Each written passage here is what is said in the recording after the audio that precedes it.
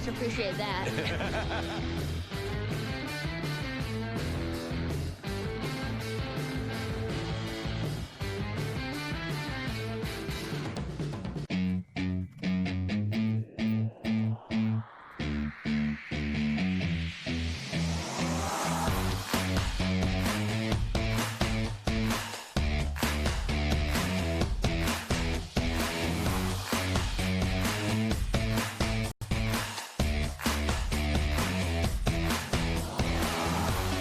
The 11th round of GNCC racing finds us back in Greene County, Pennsylvania for the Mason-Dixon. Located along the West Virginia-Pennsylvania border and right next door to the world-famous High Point Raceway, Matthews Farms, again, plays host to the potential championship edition of GNCC racing. Today, five-time XC1 champ Walker Fowler lines up in striking distance to clinch his 6th straight championship. Last round, it was a 3-horse race between Fowler, then second-place contender Cole Richardson, and Bryson Neal, as all three were still mathematically in the championship. A mechanical forced a DNF upon Richardson, eliminating him from title contention, leaving Neal as the only challenger to Fowler's crown. Coming into today's race, Fowler has a 77-point lead over Neal, and after today, only 60 points remain in the championship. To be clear, Bryson Neal would need a 17-point win over Fowler to keep him from clinching. The easiest way to do that is a win for the number 2 and an 8th place or worse finish for the defending champ. Odds are, Fowler seals the deal. But this is GNCC racing, and like we said last weekend, anything can happen. Watch for Cole Richardson to rebound and never count out Adam McGill. Will Walker Fowler etch another title into the history books? Or will Bryson Neal keep his championship hopes alive one more week? Stay tuned to find out next, live on RacerTV.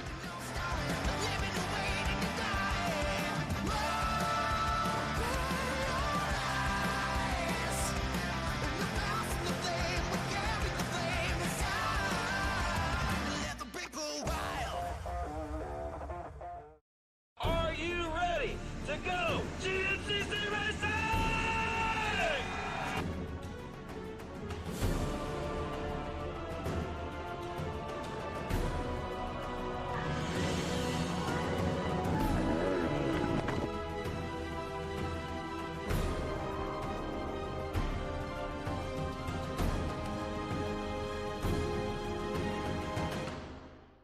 Hello and welcome to round number 11 of America's premier off-road racing championship, the 2020 GNCC Series, presented by Specialized and AMA National Championship. This is the Parts Unlimited Mason-Dixon GNCC. I'm Rodney Tomlin, along today with Mikey Waynes, and of course Ryan Amancio will be along, our own GNCC Fast Brats, as we give you the call today. And wow, what a great day we've got on tap for you. Overcast skies, temperatures in the high 60s, low 70s. It's absolutely beautiful.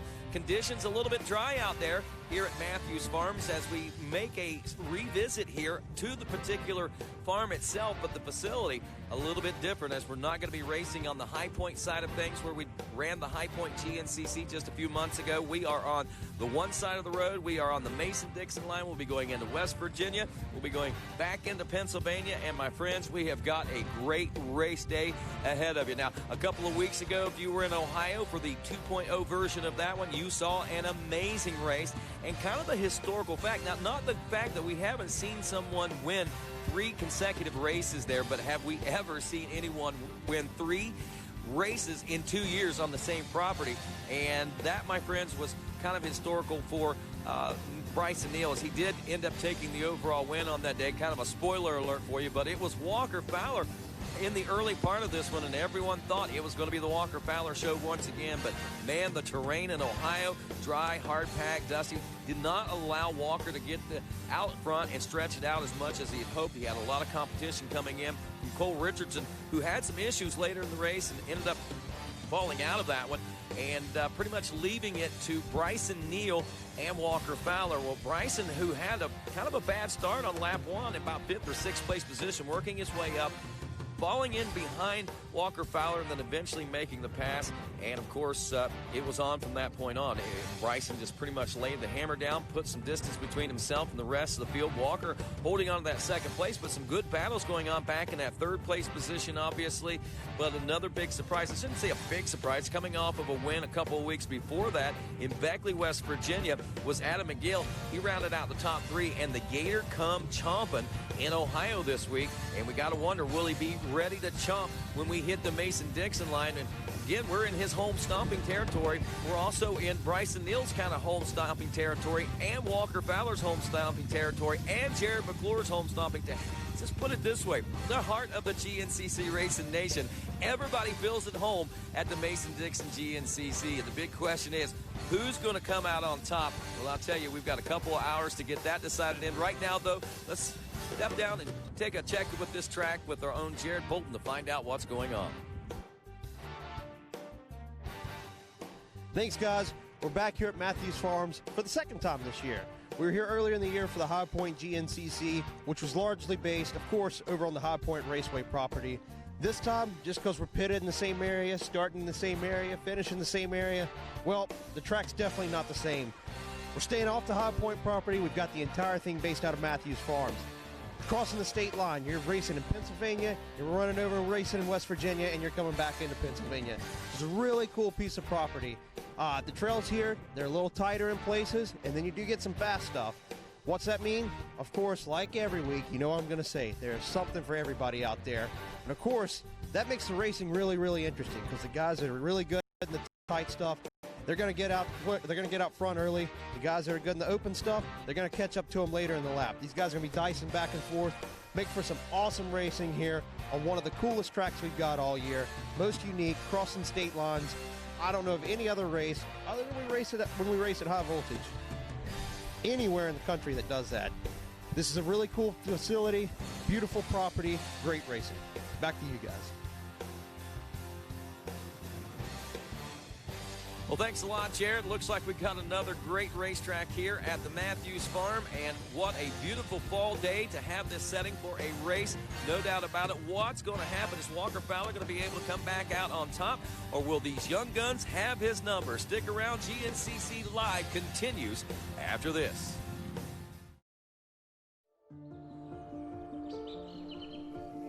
When you crave the canyon passes, rocky trails, rutted tracks, the podiums and personal records, it becomes part of you. The choice now is, do you become a wanderer or the wanderer? You just need to ride where you belong.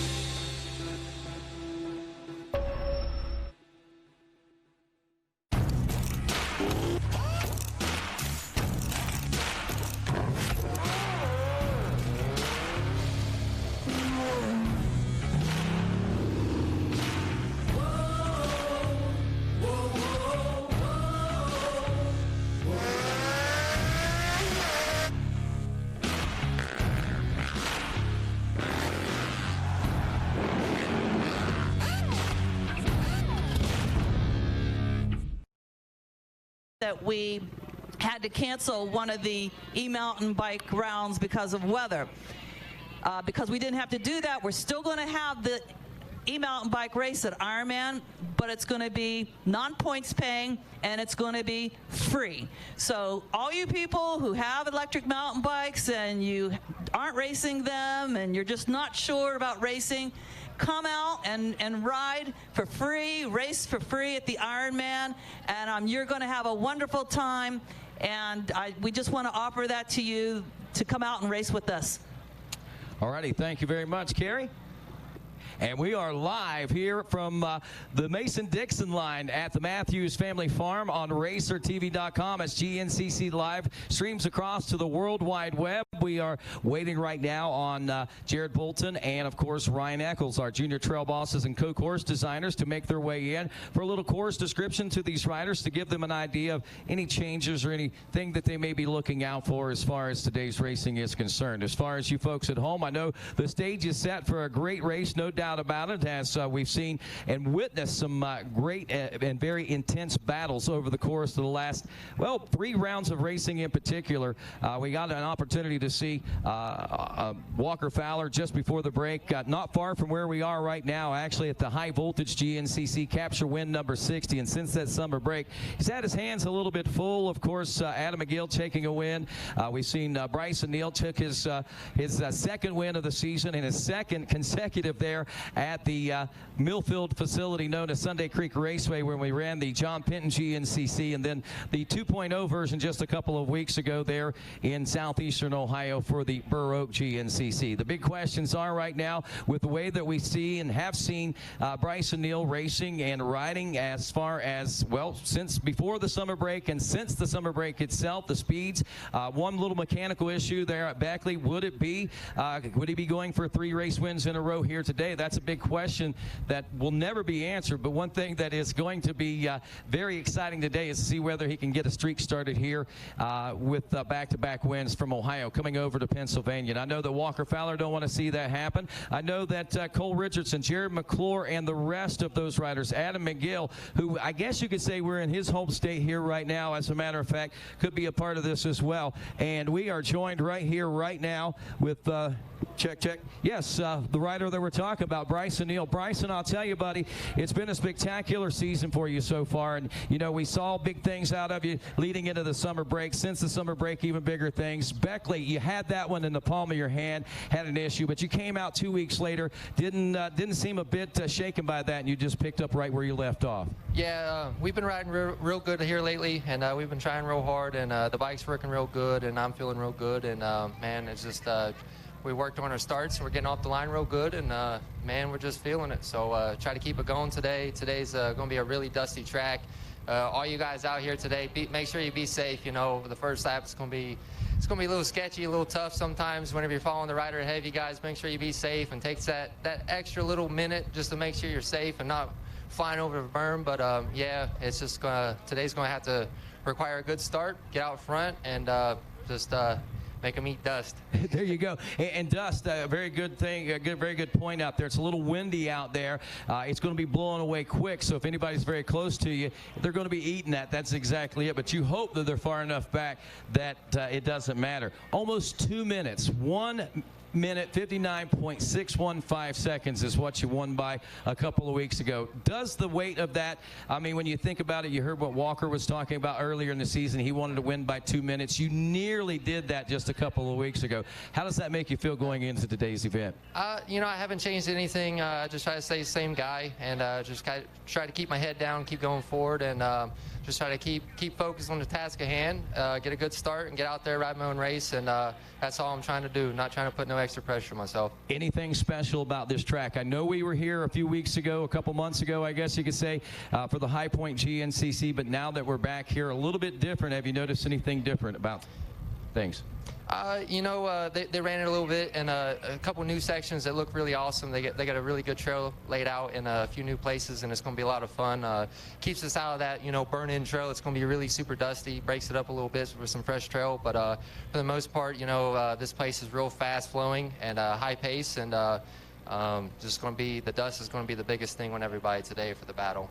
Well, there you go. Wishing you well and hoping you for the best today there, Bryson Neal. Good luck to you, man. Thank you. All right, Bryson Neal, ladies and gentlemen, as we get a chance to chit-chat with him, we also got our defending GNCC champion, current points leader, talking about Walker Fowler, joining us now here as well as we got a little time. Walker, we haven't had a chance to do a lot of pre-race talking and things like that. You know, we kind of let the cat out of the bag whenever we came back from the summer break that you'd had a little bit of an incident. Yeah, you're missing part of a finger there. It's only back to the fingernail, but what people don't realize, that's a pretty critical part of your finger as far as holding on to the quad, but it hasn't slowed you down any, it doesn't seem. Definitely has slowed me down. Obviously, we should be up there running with Bryson, and right now we're just not able to do that. It'll come around. I've only been on the machine for 5.5 weeks, so you know, these guys got the race all summer and ride all summer, and you know, I was immobilized, which is really silly for a finger, but it was just a really weird situation. We you know, we had our surgery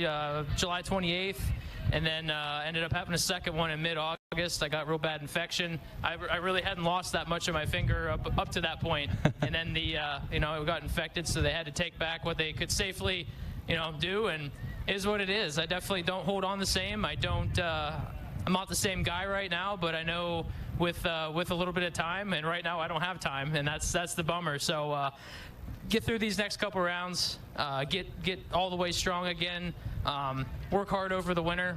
Usually I take the winter off, but you know, I had all summer off, so right now I'm unhappy that I'm not riding the way that I know I can ride, and I'm not the guy out there putting a 2-minute win on somebody. So we're looking forward to getting back strong and getting back to our ways, and it's going to happen. This isn't going to take me down. No, and I'll tell you right now, just like I was talking with your dad and Mark last night, I said he's created this monster that he is fighting right now, because those guys have worked so hard to get to the level that they're at, that one week, 2 weeks, 5 weeks, 6 weeks of off training really means a lot at this level for you. It means everything.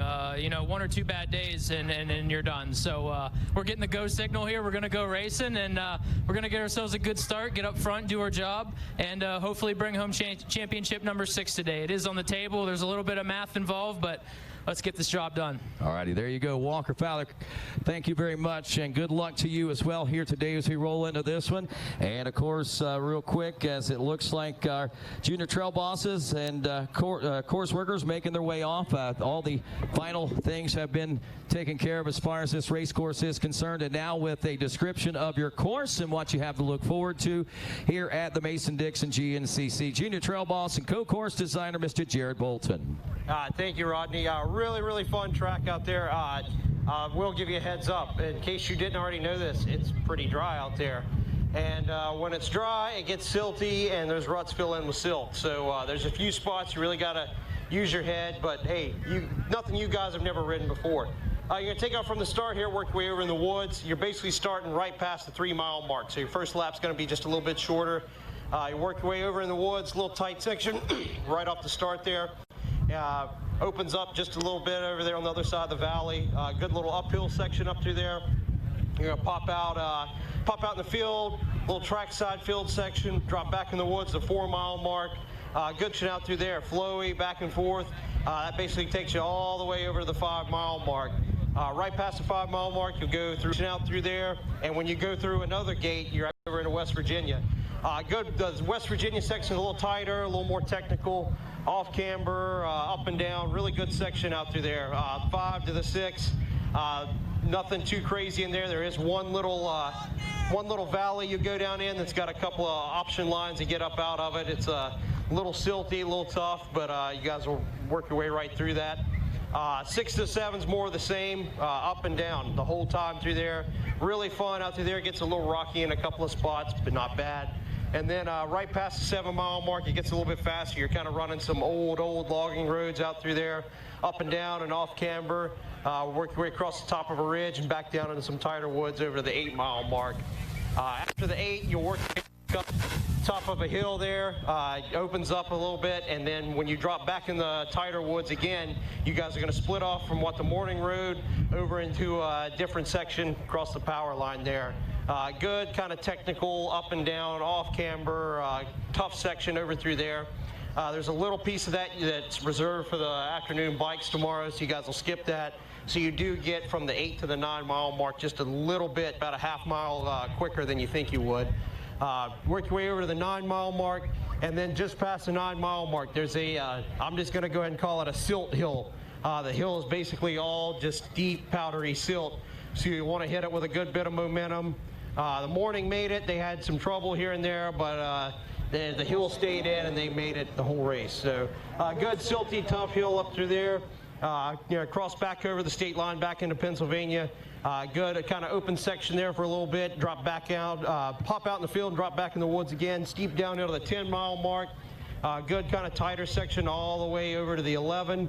And then past the 11 mile mark, you're kind of working your way. You're going to actually drop off, run part of the micro track backwards, and hit a good steep uphill up to FMF power point. Work your way out into the finish, out and then in and out of the finish. You got a kind of dropping back and forth between field and woods, all the way over the 1 mile mark, back in the woods, the 2 off-camber sections, bring you out to the 2 mile mark, and then you work your way back up to the pro pits, hit the 3 mile mark, and hop back in where you started at. So a lot of really, really fun stuff out there. Like I said, be careful in this dust, especially the first lap. Take your time. Don't ruin your race right off the bat. 11 and a half miles for you guys. Really great stuff out there. So good luck, be safe, have fun, and pay attention to those arrows out there. I know they're hard to see in the dust, but pay attention to them. They're there, right? They're still there, he says. All righty, thank you very much, Jared. And I want to remind everyone, safety first. GNCC Racing, like all motorsports, can be dangerous. Racers, now that you have had an opportunity to inspect the course, have heard the race procedures and a description of the course, if you feel that either you or your machine is not prepared, then now is the time for you to withdraw for a complete refund of your entry fee. No questions asked. Riders, it is your responsibility to operate your machine in a safe manner, maintaining control at all times. Extreme caution is required when approaching areas with high concentrations of fans, spectators, family members, and crew members. Do not take unnecessary risks that endanger the safety of those individuals. You will be penalized for reckless racing. Race fans, also crew members and family members, due to the nature of GNCC racing, there is no fence barrier around the race course. It is your responsibility to keep yourself and your children a safe distance from the race course. Never turn your back on oncoming racers, and remember, stay off the racetrack. And don't forget, for the safety of everyone, unauthorized drones are prohibited at GNCC and will be confiscated. And once again, reminding you, full social distancing protocols in effect. Please stand 6 feet apart, maintaining social distances. When you can't, please wear a face mask and wash your hands often. And with that, my friends, let's take this opportunity to pause for just a moment as we ask a blessing on today's race with Mr. Ricky Towery. Thank you, Rodney. Hey, let's go to the Lord and let's have a word of prayer together this afternoon. Heavenly Father, once again, we do thank you for bringing us all together safely so we can have a little fun together, enjoying this sport that we love dearly so much. We look across the mountains and the leaves are turning. Lord, we thank you for the season of the year that you give us each and every year. Lord, watch over these riders this afternoon. Keep them safe. Let them go out there and have a good time together. Be with all the spectators, everyone that's gathered together. Continue to watch over our military men and women, Lord, in all parts of the world every day, fighting for this country so we can be free. Do be with our leaders that they will make the right decisions for us. Lord, each and every one of us needs to be thankful that we're here today enjoying this. A lot of people would probably like to be here that can't be. So let us just have a wonderful afternoon together. We ask that you will just take us all home safely when it's over with so we can get back together again one day. In Christ's name we pray. Amen.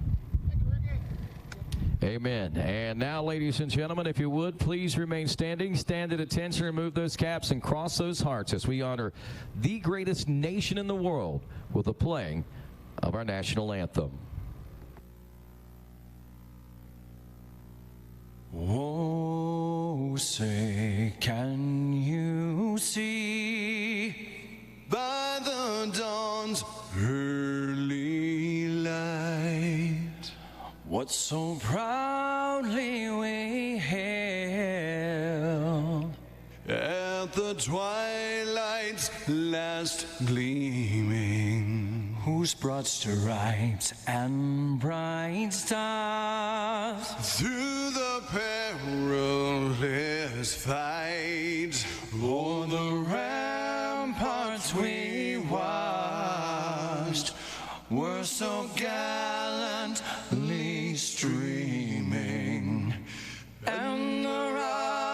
its red glare, the bombs bursting in air gave proof through the night that our flag was still there.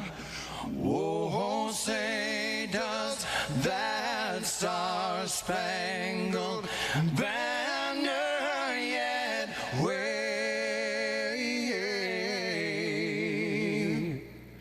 o'er the land of the free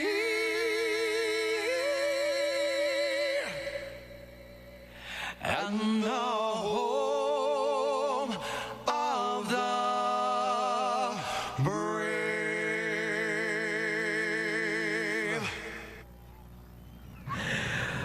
Well, there you have it, folks. The stage is set, and GNCC Racing is about to resume here on the state line of Pennsylvania and West Virginia. We call it the Mason-Dixon GNCC. And as we roll into today's racing action, we introduce to you our XC1 Pro class in accordance to points from the first 10 rounds of GNCC Racing.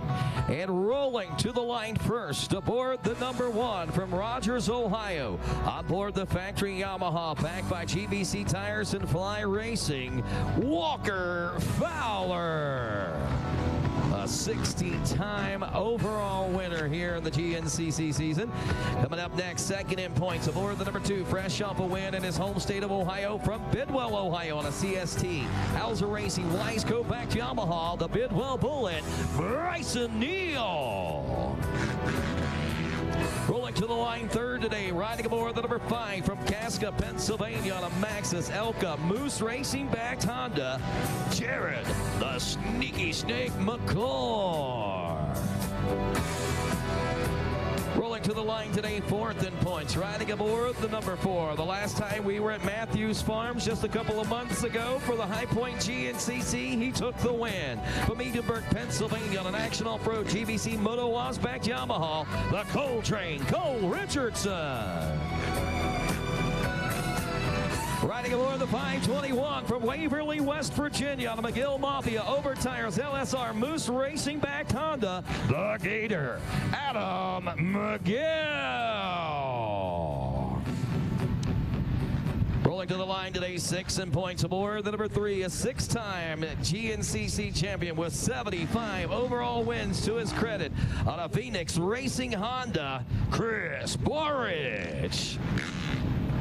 Aboard the number 7, 7th in points from Newfield, New York on a Maxxis Recreation WPS Fly Racing backed Yamaha, Hunter Hart. 8th in points, riding aboard the number 11 from Akron, Ohio on a B&R Motorsports, GBC Motorsports, Hauser Racing Yamaha, JM11, Josh Merritt. The number 912 heading to the line, 9th in points, of course, and we're talking about out of Waxhaw, North Carolina, the 712, a Pierce Performance Fly Racing GBC Tires backed ride of John Galata Jr. And 10th in points aboard the 741 from Myersville, Maryland, Wolf Racing 92, FTR Graphics, Heel Cycle Barn back Suzuki of WW, Wesley Wolf. The 701 from Ithaca, New York on a Custom Access Goldspeed Hauser Racing Yamaha, Greg Covert. Riding aboard the number 10 out of Aurora, Ohio, a 26-year veteran of the XC1 Pro class, GBC, Fly Racing, HMF, and Factory Yamaha back Johnny G, Johnny Gallagher. And last and certainly not least, aboard the number 406 from Windsor, New York on a Fly Racing, GBC Tires backed Honda, Devin Feehan. And that, ladies and gentlemen, your starting lineup for this, the Parts Unlimited Mason-Dixon GNCC, as riders are finding their way onto the starting line and their final rituals before the start, trying to get that ground all tore up behind them. A little different situation with this dry ground out here today. Riders trying to prep the start pad a little differently than maybe what we would normally see something of this nature. But nonetheless, everyone is itching to get that little edge, as we know it is so critical, and it's become so critical in these 2-hour sprints of GNCC racing. At the time, at one point in GNCC, it wasn't as critical to get the starts, and you had time to work up. But the way these riders race now, if you're not there from the get-go, you might not be there at all in the end. So going to be exciting to see how this day unfolds. Will Cole Richardson be able to take the feeling from the last time he was here? Is he still reeling in that feeling? And how about that, of course, of Bryson Neal? A second win of the season coming in Ohio just a couple of weeks ago, is looking for a second straight here today. And of course, Walker Fowler not wanting to relinquish any more wins away as he wants to capture his 6th championship. 1 minute is what Ricky Towery is informing these riders down here that we are in the midst of. Less than 1 minute away from going racing here on the state line of Pennsylvania and West Virginia for this Mason-Dixon GNCC. And our next order of business coming out will, of course, be that blue flag, letting these riders know to shut them down, and we'll be less than 30 seconds away from the waving of the green flag. Shut them down, guys. Shut them down, shut them down, shut them down. As we get set to roll into this big day of racing in the heart of the GNCC Nation, I got to ask you, race fans, are you ready to go GNCC racing? Pretty good, but no, that was, Big John even said that was weak. So I'm going to ask you, West Virginia and Pennsylvania race fans, Mason-Dixon race fans, are you ready to go GNCC racing?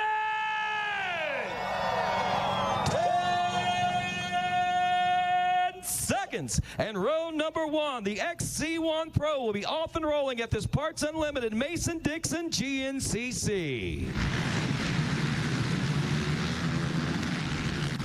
And they're off through the first turn. The hard right-hander. It's side by side. Walker Fowler and Bryson Neal. Walker Fowler will get the early lead in this one, but will he have the line in the second turn? Oh, third turn. Oh, mercy, they're back and forth. Who got that lead? And they're saying that Bryson Neal got the whole shot on that one at the stripe. That's what the officials are indicating. Bryson Neal gets the whole shot. Row 2, XC2 Pro-Am. Drew Landers, Tanner Walker, Michael McAvoy, Kenny Schick, Noah Mickelson, Daniel Peters, Wyatt Wilkin, Dylan Walraven, Chris McNallen, also Austin Abney and Ronnie Rush in 10 seconds.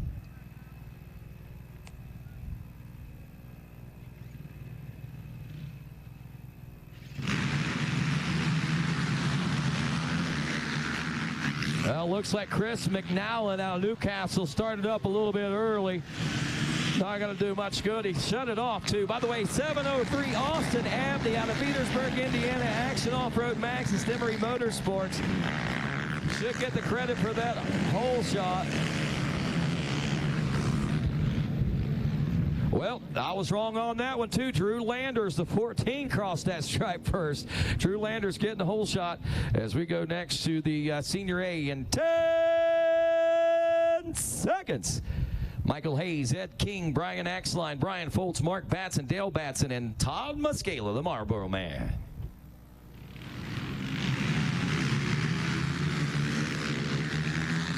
Is that the 7:23 of Todd Muscala? Oh, I thought he was going to grab the whole shot on this one. Swings out a little wide.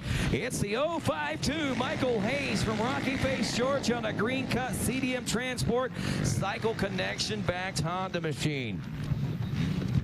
College A, 16-21. Coming up next, Dalton Keys, Trey Seibert, Cody Forrester, Davis Brinson, Chase Allison, Gavin Jenkins, Zach Wright, Max Lindquist, Devin Masters, Corey Van de Liner, and also Stephen Harrell. 10 seconds.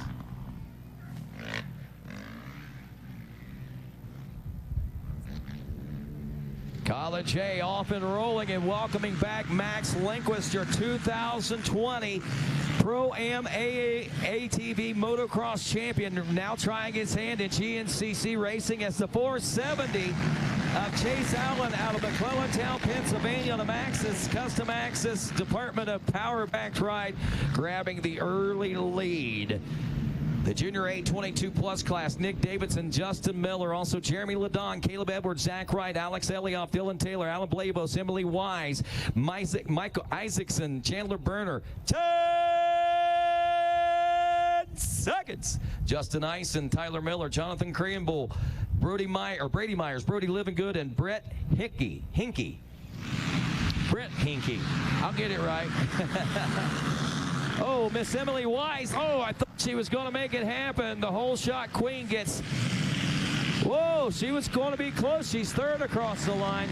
Mercy. I'm in the hot zone. Oh, missed that. Who actually got the whole shot in that one? That was about 3 or 4 of them going across that line about the same time. Vet 830+ coming up next. Big Papa P, Jeff Pickens, Brad Whitehead, Dirk DeCesar, Chris Conklin, Aaron Hendershot, also Wes Kinsley, James Green, AJ Coons, Brendan Marsh, and Michael Lancaster in 10 seconds.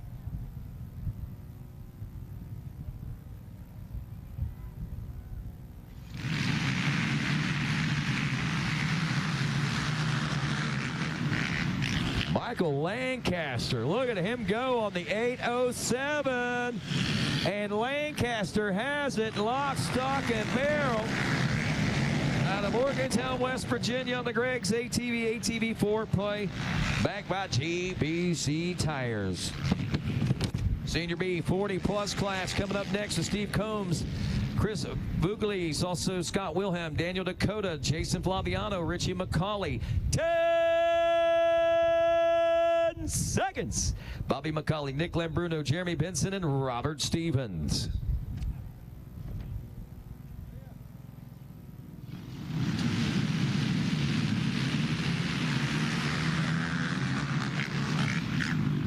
That might be Lambruno doing it again here today. Yep, Nick Lambruno out of Morgantown, West Virginia. Bruno Racing, Morgantown Power Sports, Stuck Throttle Racing. Honda backed ride, the 582 taking the early lead. That's Senior B 40+ class. So we go to the College B 16 to 21-year-olds next. Seth Blake, Sam Zambati, Braylon Secura, Colton Dobbs, Kyle Summerfield, Travis Dalsalem, Trey Redmond, also Dominic Stevens, Levi Myers. 10 seconds. Ramey Wilkinson, Jacob Fleming, Josh Turner, Hunter Gotze, Chance Hickey, Ben Neville, Caden Ryan, Colin Dunn, and Luke Wilson.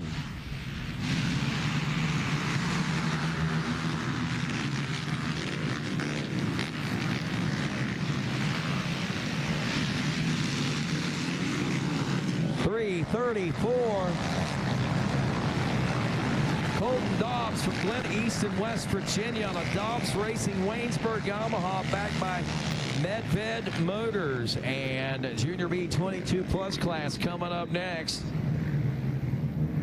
Tyler Cosner, Nick May, Charlie Rogers, Zachary DeNoble, also William Wallace, Joseph Murphy, Chris Leake, Tyler Foster, Ryan Martin, Justin Cotter. 10 seconds. Corey Pancake, Timothy Ryan Mazzella, Jacob Allball, Sean Newhouse, Travis Raphael, Stephen Martin, Tyler Swain, Donald Griffith, Corey Blystone, Jarius Speakman, and Henry Moore. More.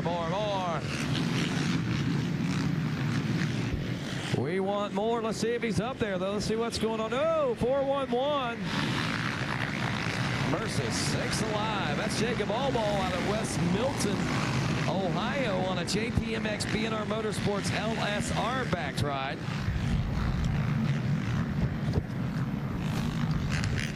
And the Vet B30+ class, our final green flag of the afternoon for this race in 10 seconds. Nathan Tickle, Stephen Burt, Daryl Short, David Kite, Stephen Bragg, also Ben Dunlap, Cody Holcomb, Dave Ashby, Wesley Smith, Sean Stuck, and Cody Stewart.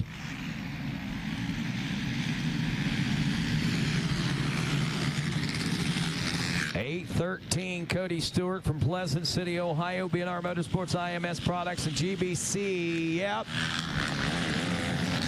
He's going to grab the early lead in that one.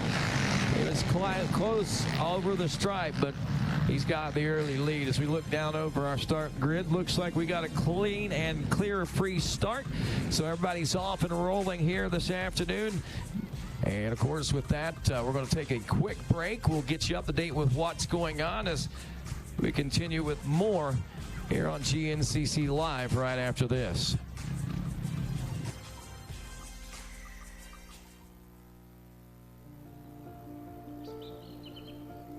When you crave the canyon passes, rocky trails, rutted tracks, the podiums and personal records, it becomes part of you. The choice now is, do you become a wanderer or the wanderer? You just need to ride where you belong.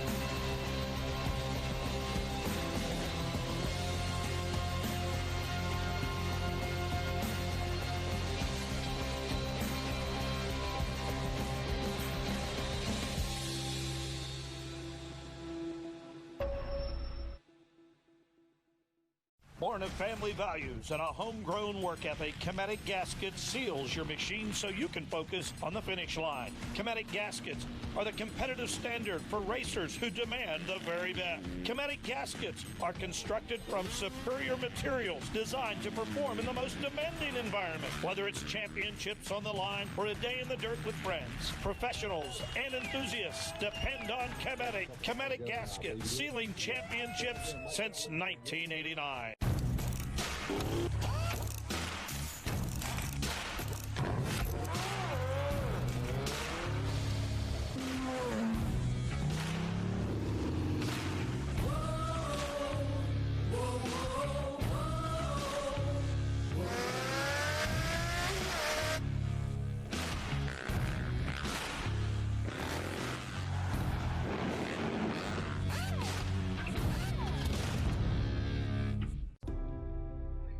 It's hard to put our adventures on hold, but now is the perfect time to prepare for their return. AMSOIL has your back with fast, free shipping, and ordering has never been easier. Just look up your vehicle, select your product, add an oil change to your cart, and check out. Spend $50 on AMSOIL products, and shipping is on us. Order now at AMSOIL.com. Even when you're the best, you never stop striving to be better. With over 40 years of experience in motorcycle sales and service, we know racing. Our inventory of Yamaha motorcycles, sport bikes, dirt bikes, ATVs, and side-by-sides is extensive and constantly changing. Stop by LoJack Cycle Sales today in Tarentum, Pennsylvania, and visit our online inventory at www.lojacks.com. Yamaha YZs. It's why we ride. Hi, my name is Andrea Lee, the director of On Track School. How would you like to go to a school where we take into consideration how students learn best? Well, we do that because we find if we can build the curriculum around the things you are interested in, you're going to do a better job. The mission at On Track School is that educational success is possible while chasing your dreams. Not only will our staff help students to achieve success, they will cheer you on to the finish line. We encourage you to check out On Track School at ontrackschool.com, where we can help you chase your dreams and still get a quality education.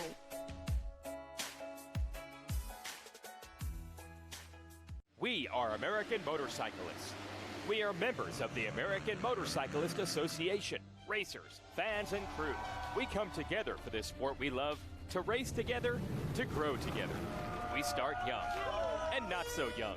We race motorcycles and ATVs. We become friends. We become family. We compete for weekend bragging rights and national championships. We make memories on the toughest off-road courses in the country and on the best motocross tracks in the world. Some of us aspire to the speed and poise of road racing or the fierce competitiveness of American flat track. And we honor our greatest champions in the AMA Motorcycle Hall of Fame. Through it all, we cheer. We win and we lose. We are racing. We are the AMA. Race with us. Be part of the greatest sport.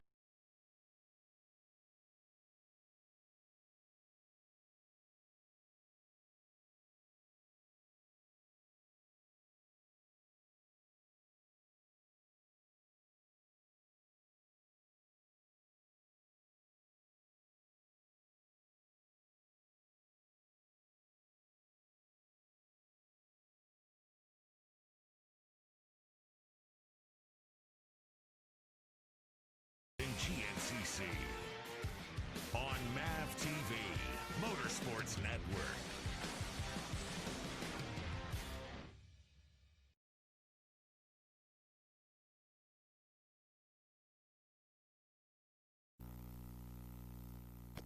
And welcome back to GNCC Live. I'm Mikey Waynes. You've already heard from my colleague Rodney Tomlin down on the starting line with those iconic 10-second calls. This is the Parts Unlimited Mason-Dixon here in Mount Morris, PA. You got your leaders on screen going through right there. And I believe to get us started here as we get back, we want to take a look at those start replays out of the XC1 and XC2. That XC1 hole shot was absolutely nuts. So here you go, your Specialized XC1 start replay. Off and rolling. You got a very, very hungry Walker Fowler out there. And, of course, Adam Gill wants some. Bryson Neal wants some of this right here. Watch these guys jockeying for position. It came down between Walker Fowler and Bryson Neal. Look how close that was. Bryson Neal trying to edge him out. The absolute chaos between those two riders right there. Still jockeying for position, and you can tell on your screen right there if you're sitting at home, this one's going to be dusty. No doubt about it. It's a little overcast right now here. Don't think there's any rain in the forecast, but it certainly looks like it could sprinkle right now, which wouldn't necessarily be a bad thing. Take a look now at the Specialized XC2 start replay. Austin Abney, he's had these things dialed in. And no different here today for the 703 machine. These guys, XC2 class, jockeying for position right there. And Austin Abney, whoo, that one was tight too, man. They were both good. So two incredible hole shots for these guys. And, boy, this is one of those races, if you get back there, like some of those riders are there, you get caught in the dust early, makes for a long, long day. That was, without a doubt, what they were talking about in the AM race on the U side and then on the 4x4 Pro and WXC side as well. And there you go. You can see it on screen, the Monster Mile there on screen for you. And Adam, do you have a replay? I want to see that XC1 again. We're going to take a look at that. We're going to slow it down for you to see just how tight this was. There it is. Walker Fowler on your right-hand side, Bryson Neal on your left, and the Gator there. He thought for a second, maybe I can fit up in there too. Look at that. I think it's Bryson Neal. Look how close that is. You can see on your screen right where the line for the hole shot is. Ooh, that is a photo fin. I think Bryson Neal got him, just sneaking out right in front of Walker Fowler right there. Boy, if that sets the bar for what we can expect. Oh, Rodney just walked by us. He said, yes, he got it. So we just watched Rodney on slow motion. And, yeah, can confirm that one was wild. And if that's any indication of what we can expect out of today's race, it's going to be a good one. Let's take a look at our track map for today, give you an idea. That it says Burr Oak. So Adam Gordon gets rid of that real quick. That was our race from 2 weeks ago. It was a good race. You would have loved it. There was a track map from a couple weeks ago. But bottom line is this: we've got a good race course for these guys today. And and we should have our leaders coming through here in just a moment. We did see them rolling through the Monster Mile there a moment ago, and again, a cloud of dust. That is going to be a major factor here today. And there we go. That's a better looking track map. The Yamaha Racing track map. I can't even say it. Mason-Dixon GNCC here. So a pretty nice course for these guys, to say the least. Kind of a classic GNCC is the way I look at this one. No doubt about that. Features the FMF PowerPoint and, of course, the Monster Mile in there as well. There we go. Mason-Dixon. Get you some. Round number 11. The Parts Unlimited Mason-Dixon GNCC. We'll get her dialed in. It's all good. Some technical difficulties. All good. Get them done and out of the way early. So we should see these guys rolling through. Again, Walker Fowler coming into this one has not won the last two. Battling that hand injury that he's been pretty quiet on. Don't know the full extent of it. Don't know if it's affecting him today. Certainly had a good start. We'll see how it all plays out here today.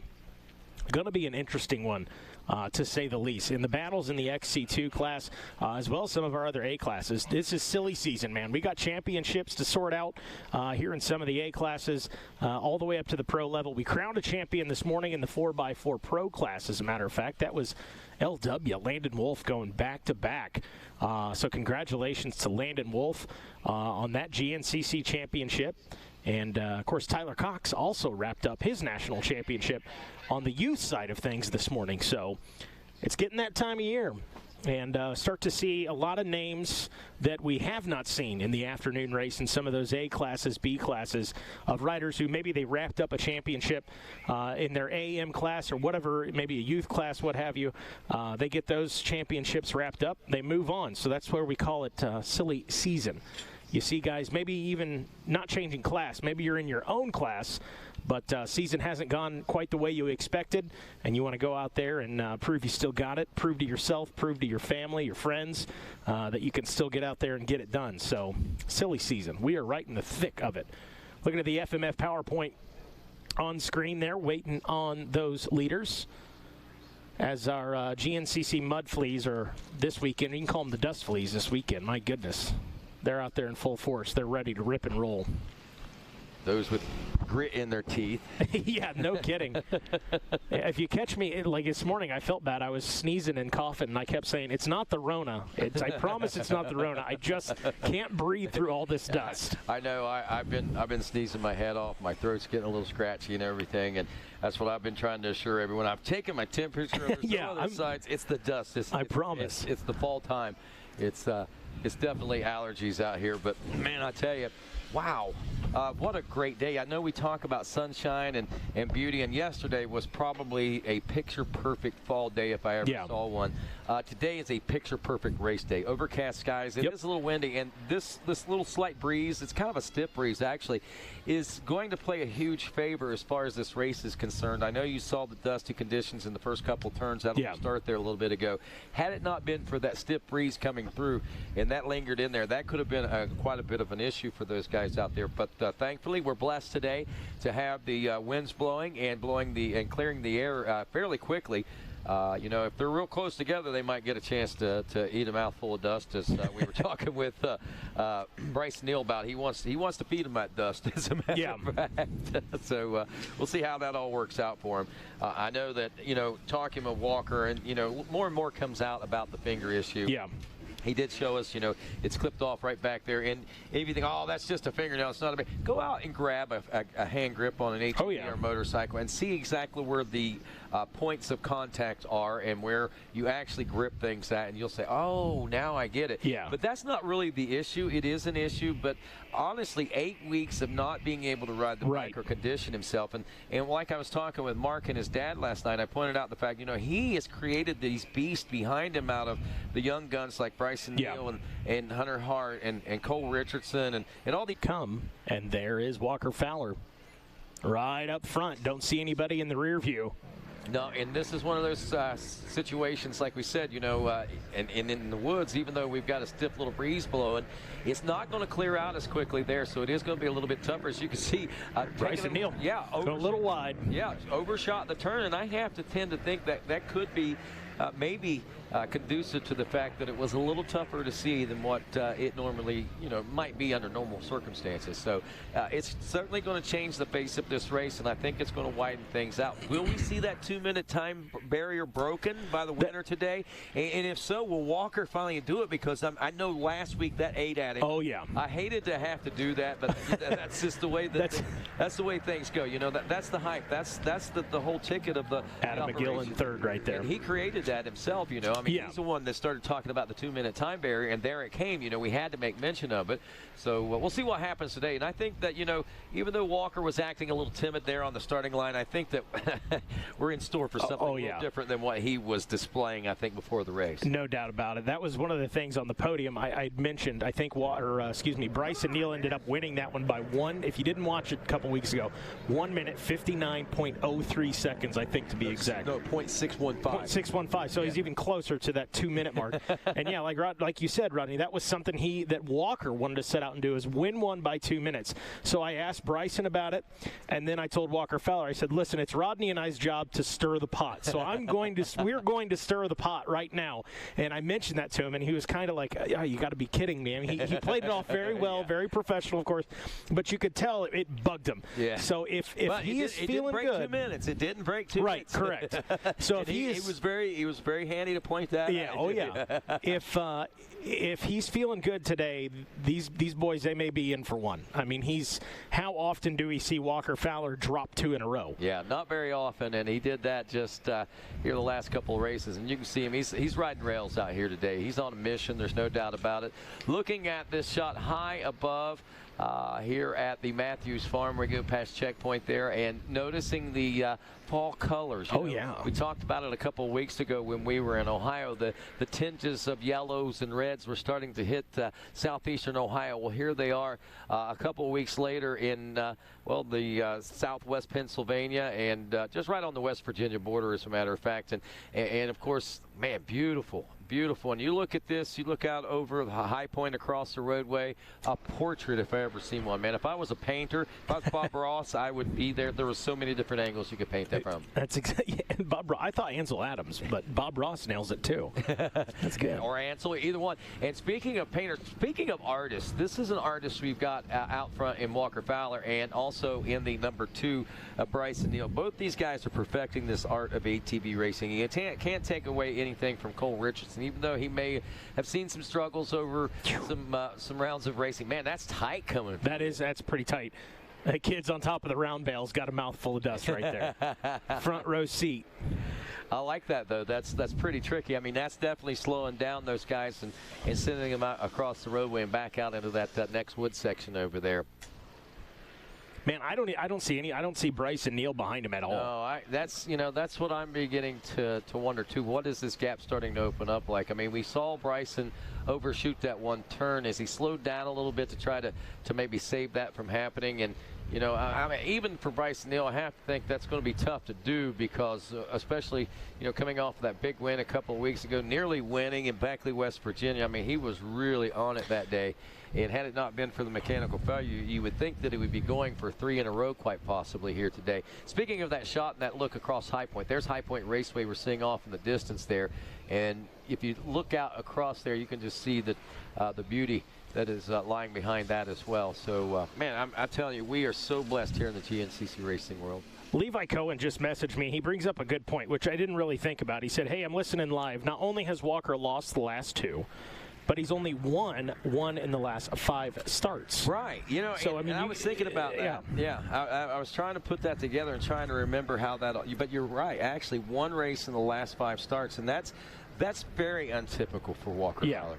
It's definitely not something he's used to seeing by any means. I mean, it was earlier. I believe it was earlier this season, maybe toward the end of last season. Can't remember which, but he had talked about he still feels that a perfect season is attainable. Right. And that says 2 things. One, that speaks to his confidence and where he feels his level is at, but it also kind of takes a jab at the competition. They're like, oh, wait a second now, I'm still here, Out at the 11-mile marker, FMF PowerPoint, as we're nearing the completion of this second lap of racing, I guess we should say, here in the racing adventure here today. Or is it it'd be the first. It's actually the first lap. I'm sorry. They were coming through they came through the finish line right off the bat, right? 22 minutes in. Yeah. Oh, lap time. I was looking at the wrong thing. I was seeing 36 seconds and this, that. Okay, never mind. Lap times, yes, 22:22. So I guess that was the first lap time. We got. Now, it says Chris Borich was out front in the overall on that one. I have to tend to think that maybe that was the case. There is Bryson Neal now out near the 2-mile marker. What's going on here? That's what happened. I missed him going through the finish line. That's where, when they were going through all those chicanes, yes, that's what that was all about. I'm sorry. I didn't recognize that. That was on the other side for me, too, even when I was down by the finish line. Yeah, so I feel too bad. I didn't recognize that from the drone shot. I apologize to everyone for that. So we are into lap number 2, and it is Walker Fowler out front, although timing and scoring is not giving any indication of that right now, unless something truly. Unless we miss Chris Borich by a long shot. And Bryson Neal in second, Adam McGill in third, Cole Richardson fourth. It says Walker Fowler back in the number 5 spot. Let's get a visual on this coming up here in just a moment. See some riders going by. Okay, so Walker is still out front. Thank you very much, Adam. Appreciate that. So it is just a timing and scoring issue, which will be, I'm sure, rectified very quickly if that is the case. Meanwhile, we are here at the 2-mile marker near Mount Morris, Pennsylvania. As we said, there is the Cole train, Cole Richardson, whom I believe is in that 3rd or 4th place position.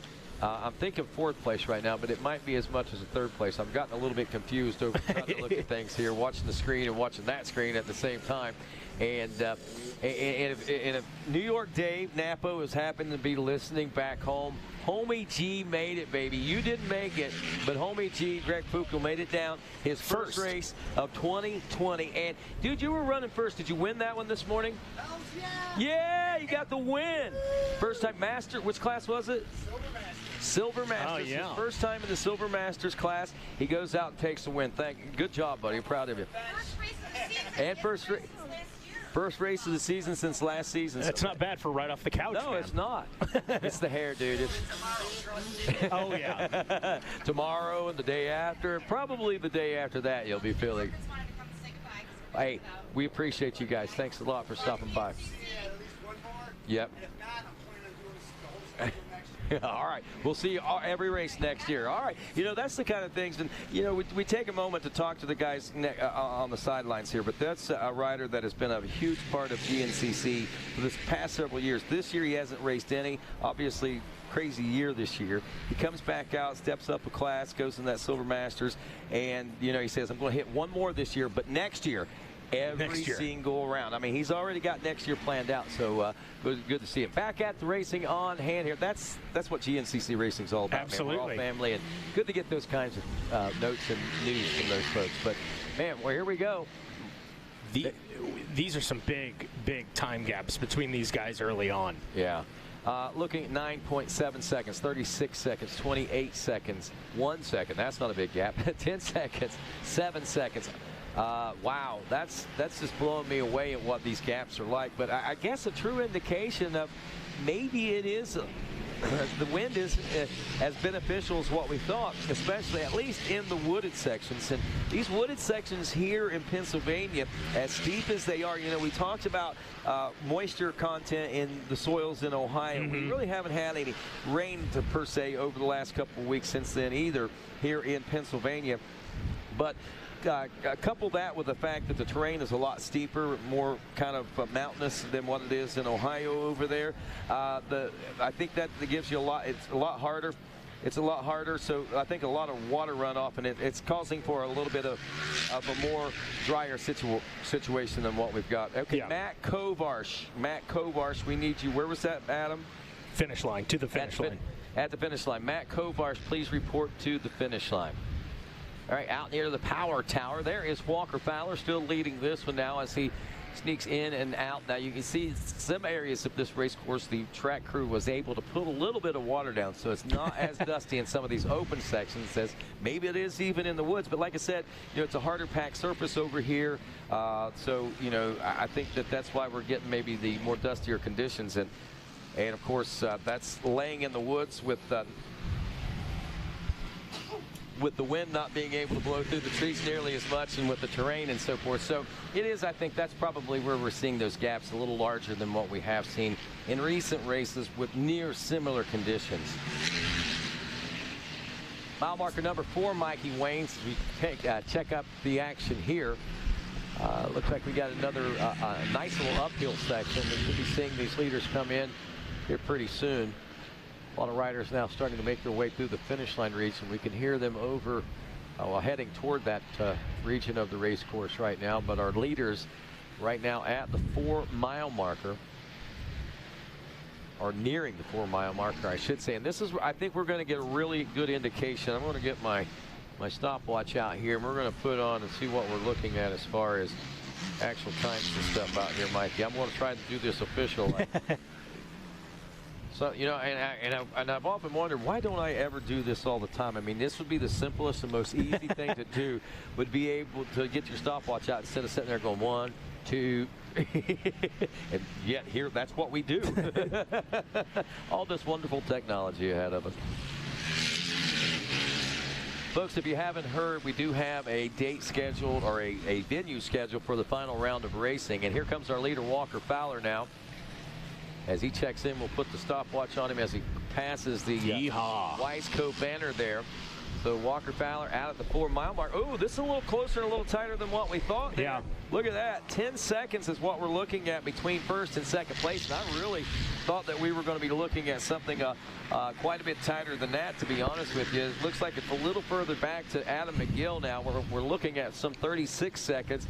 And, you know, Bryson's actually holding pretty steady. He hasn't lost. I guess we just haven't seen him as much. Yeah. But he's been right there in that 10-second range behind Walker Fowler pretty much the entire race so far. I mean, since we've been watching this here. So it looks like we're still in that 30-plus second range for that third-place position, and that is not Adam McGill, I don't think, is it? Is that Devin? Is that Devin? That looked like Devin Feehan. I'm thinking the 406-2, Ryan Amancio in the booth with us, and I'm thinking that looked like Devin Feehan also. There's McGill right there. So McGill looked like he was back in the number, what would have been 5th place position. I didn't catch who was 4th there. Was that looked like Austin Abney out of the XC2 class, moving up into the XC1 guys. What's going on? And that could be the way these times are looking out here. If these guys have slowed down, there's the number 4 of Bryson, or excuse me, not Bryson Neal, but that's the number 4 of Cole Richardson, as he is, I think, in 4th place. Or, no, that would be 6th place now. I don't know. So, and then you got to think too, where's this put Austin Abney out of that XC2 class? He might even be up into, with time adjustment, maybe up into the number 3 spot, I would think. That could, I mean, actually, that could put him closer to an overall there as well if he's that far up right now. Very interesting, and man, there's Walker Fowler again. This is just a mile down the trail again. We'll start that stopwatch. We'll see what the gaps there are. And again, we think that's Devin Feehan in that. Wow, that gap's closing up. 6.2 seconds there now. Actually closer to probably just under 6 seconds, if truth be told, on that particular gap between first and second. So Bryson Neal has found some clear air, it looks like, and is able to close up that gap between he and Walker Fowler. Will he put the push on? Will he put the pinch on? Will he make the pass? We'll have to wait and find out. A 45-second gap back to the 3rd place position right now is what we're looking at. And again, Ryan Amancio piping in over there, letting us know he thinks that is. And that's what I was thinking, too. I was thinking that looks like Devin Feehan. And so we're going to wait and see if that's the case. Heck, which means several things. He was back in, what, the 10th? Yeah, and there is the, that's the 406. Yep. Is that what you see, 406? That's Devin Feehan there. Man, that's good stuff for him, especially there's the 521 Gator McGill in that 4th place position. There is the 712 now, John Glotta in 5th. Yeah, that's Austin Abney behind him. And 6th physically on the racetrack, and he looks like he's almost close enough to be 1st overall, at least 3rd overall. There is the number 4 of Cole Richardson. So yeah, man, some big mix-ups out there. Not necessarily mix-up, but a big push by Austin Abney, man. He's fired up about something today. He got that hole shot and has gotten many of the hole shots so far here in 2020. I know I watched a TV show the other day, and I seen him. Well, after the fact, I realized I called the wrong person. But Austin, getting a lot of hole shots here recently. One of the guys I thought, which is still early, Josh Merritt coming off a real good race 2 weeks ago. I think that was his best finish of the season. Did he get 5th, 6th? I believe 5th. Wow. I'll have to look to be confirmed. That might be a career best, too. But it was his best finish of the season. I thought maybe he'd come back out, come swinging, and do some more of that action here today, which still early, sitting, I believe, what? 6 right now, yeah. But our scoring's a little screwy. Yeah, we'll know more when they come through, I think, after lap number 2 here in just a few moments. By the way, it's telling us that Steve Harrell from the College A class is currently running in a 15th overall place position. Chase Allison, 17th overall, second in that class. Trey Seibert, third in that class, is 18th overall. Steve Harrell, I believe, is the kid that got top amateur a couple weekends ago. As a matter of fact, boyfriend of Hannah Hunter, the WXC champ. Where'd this dude come from, man? I don't know. I mean, I feel like I hadn't heard about him all season, and then these last 2 races, he just set it on fire. Evidently, Hannah must have lit a fire under his tail. Said, if I'm going to do this good, you got to start doing good as well. Well, looking at this one, man, it's a crazy when we're all sitting here with open mouths and wide eyes and scratching our head, wondering what's going on, what's going to happen. And is Bryson Neal putting the attack on, and will he latch on and maybe even get past Walker Fowler in this lap? Stick around, my friends, to find out as we are rolling through this 2020 Parts Unlimited Mason-Dixon GNCC. There is the number 10 machine of Johnny Gallagher now rolling through, and the 701 machine of Greg Covert. So, and there it is. I believe the 14 machine also making his way through. That would be second place in the XC2 Pro-Am class. So, wow, big mix-up. Crazy things going on in the GNCC Racing Nation. How's it all going to shake down and pan out? Stick around to find out. GNCC Live continues after this. When you crave the canyon passes, rocky trails, rutted tracks, the podiums and personal records, it becomes part of you. The choice now is, do you become a wanderer or the wanderer? You just need to ride where you belong.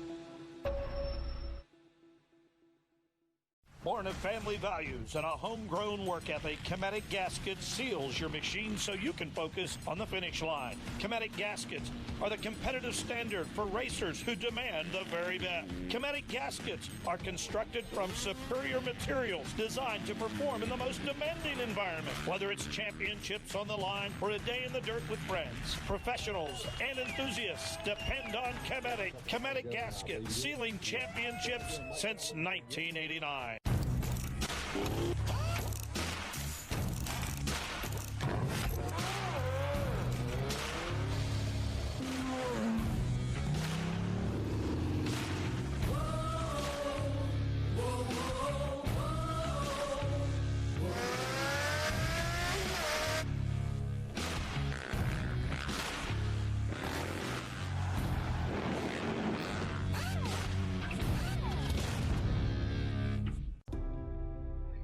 It's hard to put our adventures on hold, but now is the perfect time to prepare for their return. AMSOIL has your back with fast, free shipping, and ordering has never been easier. Just look up your vehicle, select your product, add an oil change to your cart, and check out. Spend $50 on AMSOIL products and shipping is on us. Order now at AMSOIL.com. Yeah, the last race, we got, I think, 5th place going to the woods. We made a couple quick passes, and I think we sit in 3rd or 2nd. And I went for a pass for Walker on a new line on a little uphill. And in my head, I had him beat. I had the line, and I thought he was going to back off, but he didn't. He plow drove me, and he didn't give me a wheel. And I was on the edge of the hill like a teeter-totter, and I got the bad end of it, and my bike rolled once, and I was kind of sliding back down the hill, and I went back down to 6th place, and on a dusty track, I was super nervous. I was like, oh, man, like I was in a great spot going for a pass for lead. I got shuffled back, but, I made real quick passes, and the next lap, I was able to pass Walker in the same spot, and after that, I just sprinted, put my head down, and just clicked off, and rode it all the way in for the win, and it was a damn good day. It was just exactly that. Wow, what a day for Bryson Neal that day. Did you see that pass? I mean, he tried to go for the pass, got slammed on the first lap. The second time around, he made it happen, man. And got to gamble a little. Yeah, and hats off, kudos to the MAV TV crew, the camera crew that we got out there in conjunction with RacerTV live production.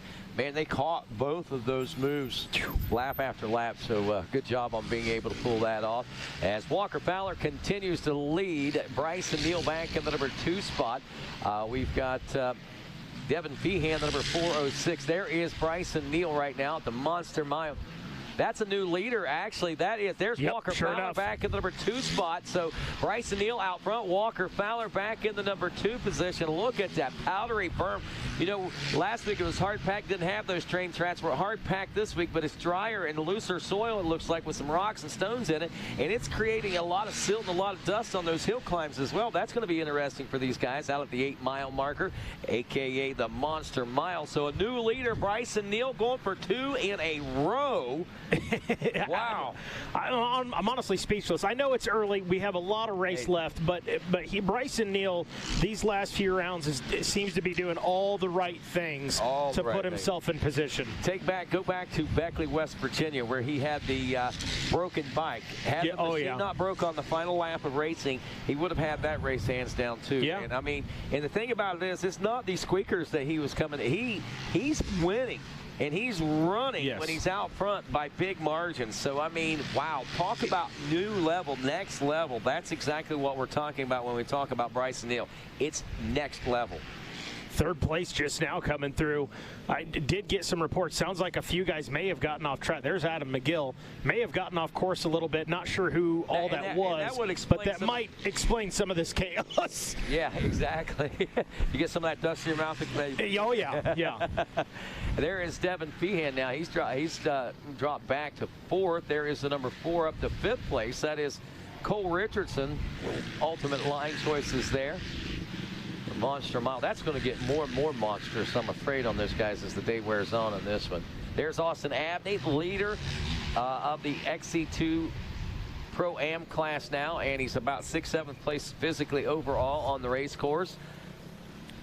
I messaged Kayla to get confirmation. I believe she's going to confirm it for us, but I believe Austin Abney just has to finish 1 position ahead of Drew Landers to wrap up the national championship. Wow. Again, that's unofficial. I don't have confirmation yet, but I believe that's kind of what's at stake for Austin, and I think he's coming out here trying to make a statement. No doubt about that. Right on, man. Statements, that's what it's all about right now. Yeah. Got to make them, especially this time of year. We were talking about silly season, man, trying to get the attention of a lot of different people out there. Going back to Bryson Neal and that race that he broke down early in the season, well, I don't even remember what round it was. That round 2? Wasn't he? Did he break down in Florida? Did he have I think so. Whatever round it was that he had some mechanical issues or whatever, I remember hearing chatter that he was so frustrated. He said, I don't even know why I'm doing this anymore. Right. So for him to hang in there, regroup, I think it was Georgia. Yeah. For him to regroup and come out swinging, stay on your grind, It's a long season. It's 13 rounds of racing. It's very early, and I think he's got to be able to look back, no matter where he ends up at this point, he's got to be able to look back at this season and really be proud of himself for the amount of growth he has done as a pro rider. I think he recognizes, I mean, you can tell by the way he carries himself. He's always been a confident young man, but man, right now he is walking about 3 inches above soil. Yeah. I mean, literally, I mean, he just really seems to be next level right now, and is just kind of floating around because, I mean, that's how confident he is. And it's just so exciting to watch him interact with folks in the pits.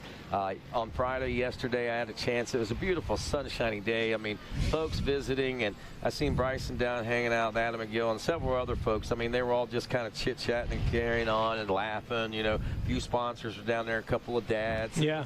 It was a typical Friday GNCC day, a very picturesque day. But, man, you could tell, I mean, there's a lot of confidence. Johnny G. From that number 2 machine. And there is, yes, Hickley said exactly, Johnny Gallagher on the number 10 machine. That guy, just a true animal. He joins us on Sundays to help us with the broadcast. He's also a big help with Becca Sheets' program and so forth on the in the WXC championship bid over there. But Johnny, I mean, just 26-year veteran of the XC1 class, the pro class, the front row. It's not been called XC1 the entire 26 years he's been doing it. It was AA, I think, at one point or something like that. But he's been on a front row start for 26 seasons. And the amazing thing is, and even though today and maybe the last couple of rounds we haven't seen the competitiveness out of Johnny. Actually, we have. It's just that he's not been able to do it where we've been able to see it because he's had his struggles early in the race and had to come back and really had some strong finishes at the end of the day whenever you look at the big picture. So just an amazing rider and still a solid top 20 overall rider each week every time he gets out there. I mean, and probably one of the most well-known, one of the most liked riders and nicest guys on the circuit, I think. And the rider to keep Walker Fowler from getting a perfect season in 2017. Exactly. Yeah. You know, and I, you know, aside from the fact that Johnny, I'm sure, is glad that Walker didn't because he wouldn't want to have to live with that. Oh, yeah. Play, you know what? But the fact that he was the one that was able to stop him makes it even that much sweeter, considering their relationship and everything.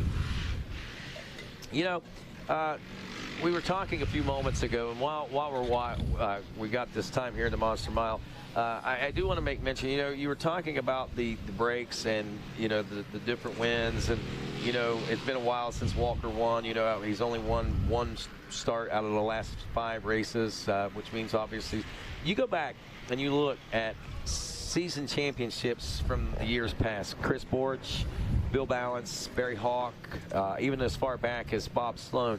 When you look back at those championships, you don't see Walker's probably been the only rider that has given us those unbelievable race win years. I mean, Chris Borch might have had a year or two where he might have had 8 or 9 wins or something like that, which was pretty phenomenal. But to have those 9, 10 race win years consistently over the course of their championship seasons is pretty exciting and pretty phenomenal when you look at the big picture. It has always been kind of like, you know, the winner of the champion usually has gotten more wins than everybody else. Yeah. He hasn't necessarily done it easily, and the championship points are within 10 and 20 points and 30 points. You know, there's always that mathematical probability that it might still be somebody else's chance to win a championship. And we saw it as late as the last time we saw something that tight, I think might have been the 2014 championship between Chris Borch and Walker Fowler. The year before Walker won his first championship, Chris Borch's 6th and final championship so far. If you remember, since that year, it's been basically a Walker Fowler show,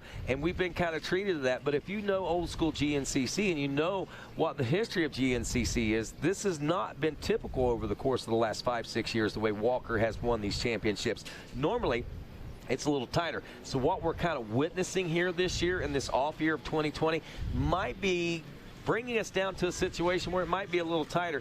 Walker still, I think, pretty much got this one lock, stock, and barrel, but there is that outside opportunity, that outside chance that something crazy could happen and put one of these guys in position. heading into the final round. Yeah, you're exactly right. We see that both in the four-wheel side and then on the two-wheel side with Caleb as well on Sundays. And I think it's something to speak to both Caleb Russell and to speak to a guy like Walker Fowler.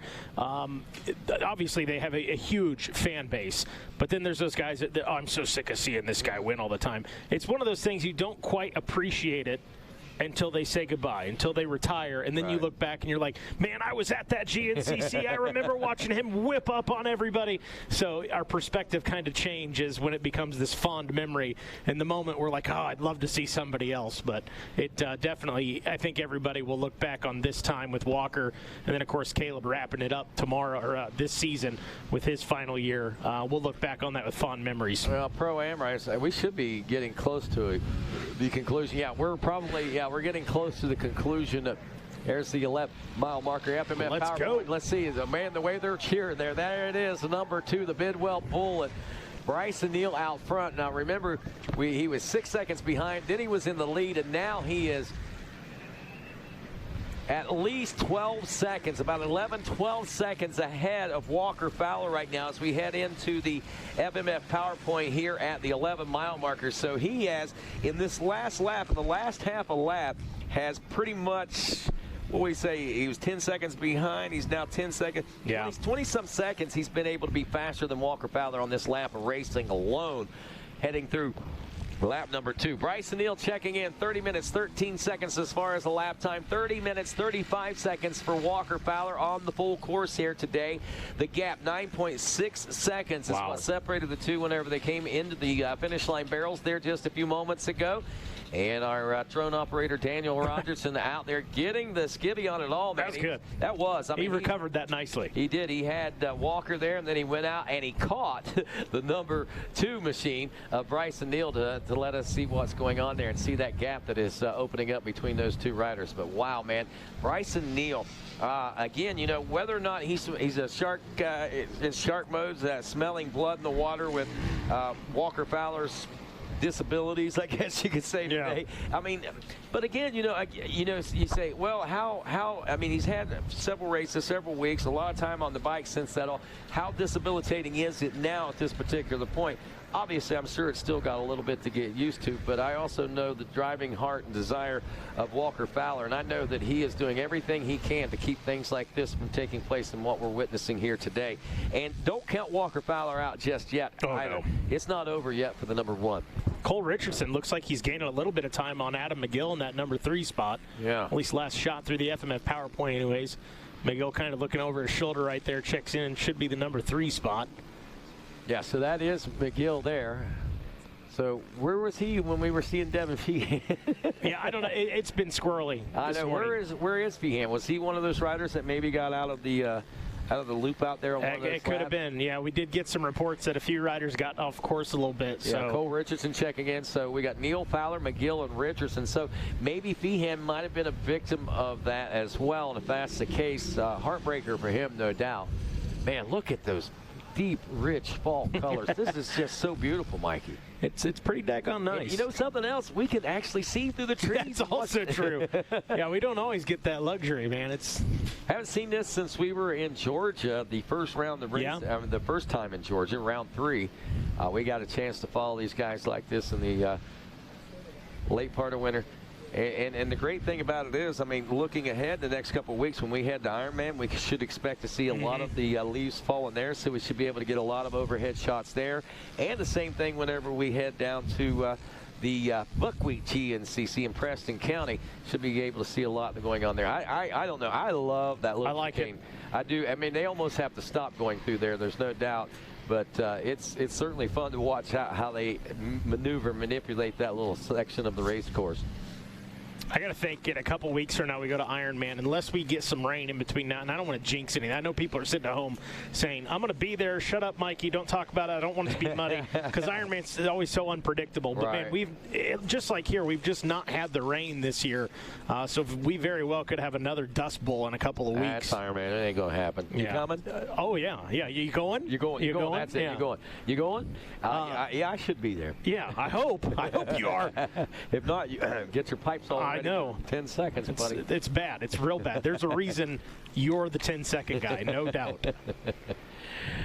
Wow, nearly an hour into this race. I'm not going to lie. I'm still a little bit on the what's going on here kind of stage. Not that I'm surprised with what Bryson did. I'm not going to say that it's a little bit of a surprise, but not so much of a surprise at the same time to see that Bryson was able to track down and get around Walker Fowler there with the way things were going there on that first and second lap. I wasn't real sure, with the way we were seeing things. But once we finally got deep into that lap and got an account of exactly what was taking place, then wow, how quickly he went from 10 seconds to 6 seconds to 10 seconds ahead. You know what I mean? Bryson just man on a mission here today.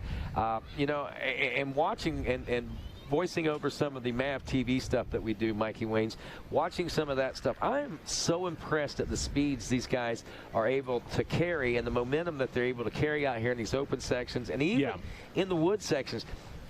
I see where and why they call Bryson Neal the Bullet. He runs like it's uncanny. It is. I mean, he is so fast in the woods. I mean, goes so fast, and he looks so fast in the woods too.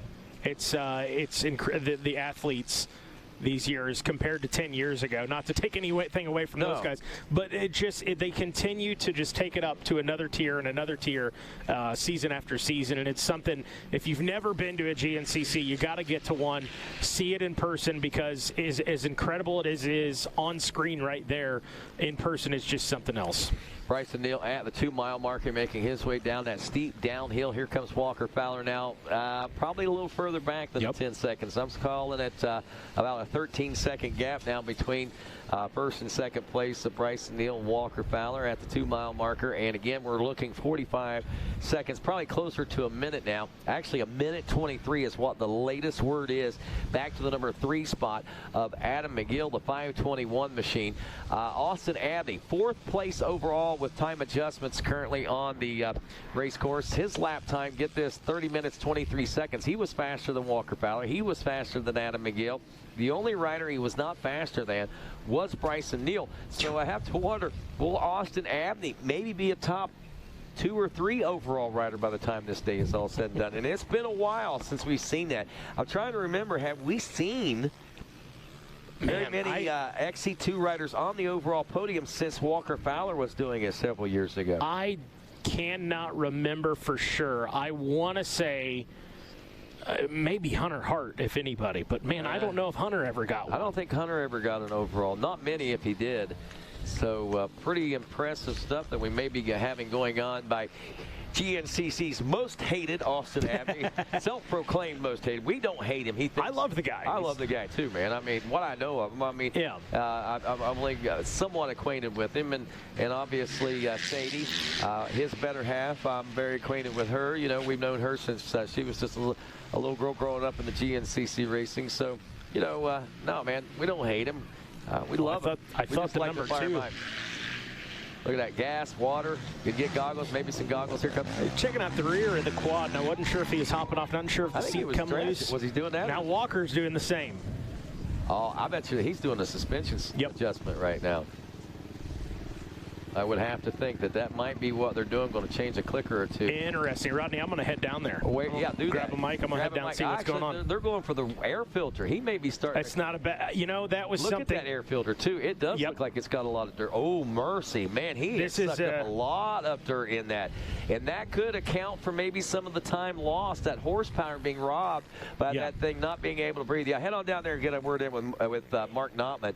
So there, folks, we talked about it in races before. We talked about the air breathers and the breathing problems that these machines could face and how much dirt they could suck up. We've seen it earlier on the 2-wheel side of things, but not so much this year in the ATV side of things. But here we go. Walker Fowler is losing more time, but this might give him an opportunity to gain more time, because if he's got that much dust in his machine, you have to think that likely Bryson Neal may too, and he was looking back behind his machine too. You got to wonder if maybe he's starting to feel some horsepower reducing action going on there as well, or whether or not maybe he was just checking something else out, or maybe even just stretching his back out. They do take quite a bit of a beating out there.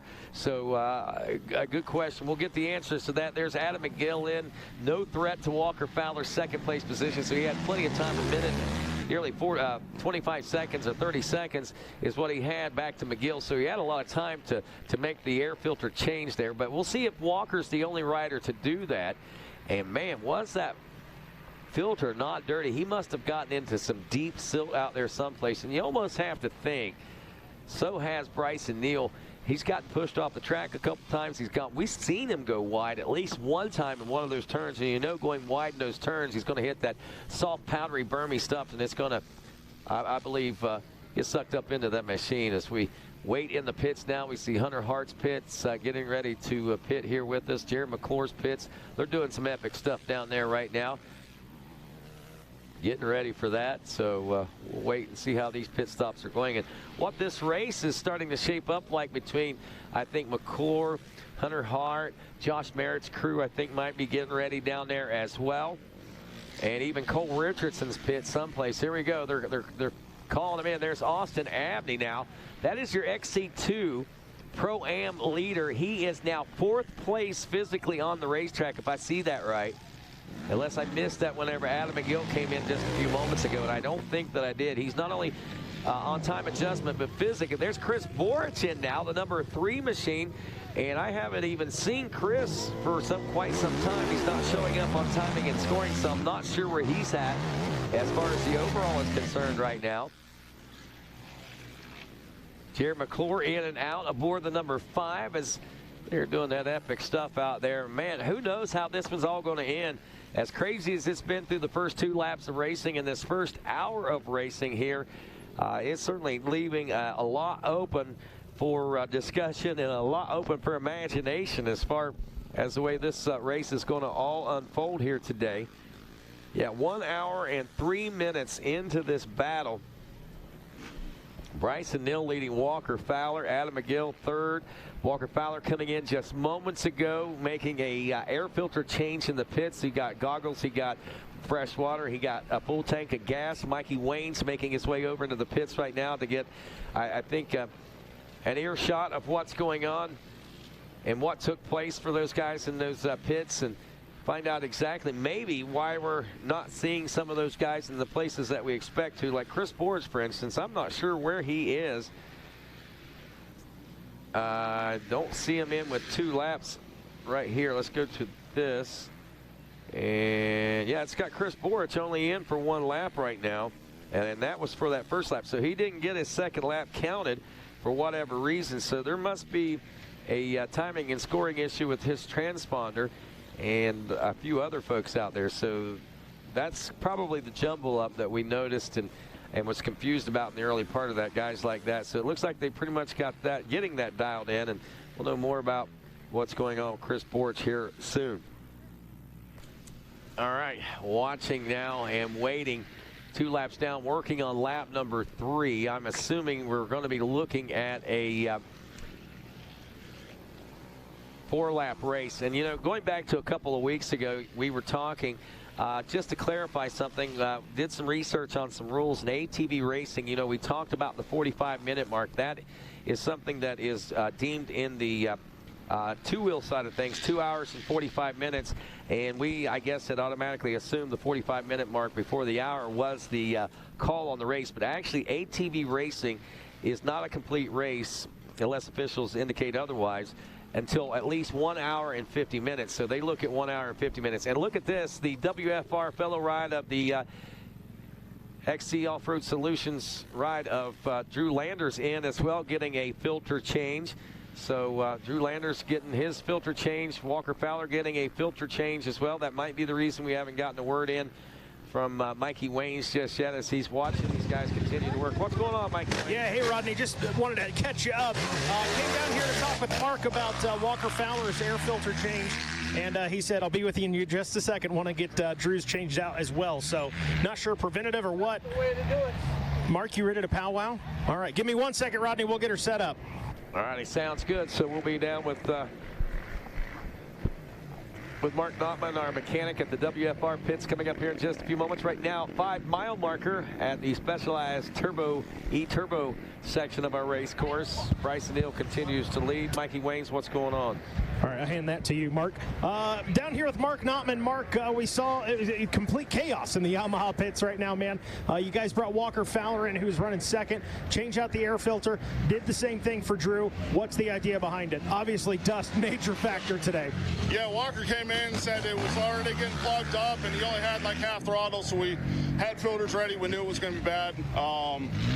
So since Drew was coming in, we just figured we'd do the same to him and hopefully, save a couple motors and get him to the finish line. Grind it out. Thanks, Mark. So ask Mark real quick. One more for you. Yeah, was that filter as bad? I mean, that looked pretty bad. I'm staring at it right now, Rodney. Tell us about the filters. I mean, are they pretty bad right now? Yeah, I mean, they're completely plugged up. As you can see, it's pretty dry out there. So hopefully what we did, I didn't see anybody else doing filters. Hopefully it pays off in the end. We can make that time back up. Ask them if they did any preventative maintenance heading into this in preparation for the dusty conditions. Did you guys do anything to help try and prevent this coming into today? Is it just our typical setup? I mean, you still got to get airflow to the bike, so you can't really restrict them too much. So yeah, just trying to prevent failure at the end. Send it. Go full send, brother. I said go full send. Yep, that's it. All right, thanks a lot, guys. Just a couple of questions I had on my mind I was wondering about there as we continue to watch this one unfold. Neil, Fowler, McGill, Austin, Abney, fourth place physically and on the race course on time adjustments according to timing and scoring with his lap time. So he turned about a 40-minute faster lap time than Adam McGill last time around. I have to tend to think that, and he was only 1 second behind on time adjustment, so I have to tend to think that Austin Abney is third place overall right now without even coming through the finish line just yet. Now, when they come through, we'll get the official word, but we're going to start calling it right now. Abney into the number 3 overall position after time adjustments, so that drops McGill out of overall podium contention here today, which is could be kind of shocking. Now, one thing that we have noted in races past is that generally as we get closer to the end of the race, things start to sort out and the XC1 guys eclipse the XC2 guys on their times and are able to get back into the groove of things and keep them out of the podium picture. But I don't know if that's going to be the case today or not. Abney, man on a mission, and I don't know if even Adam McGill can rise to the occasion that's going to be needed to be risen to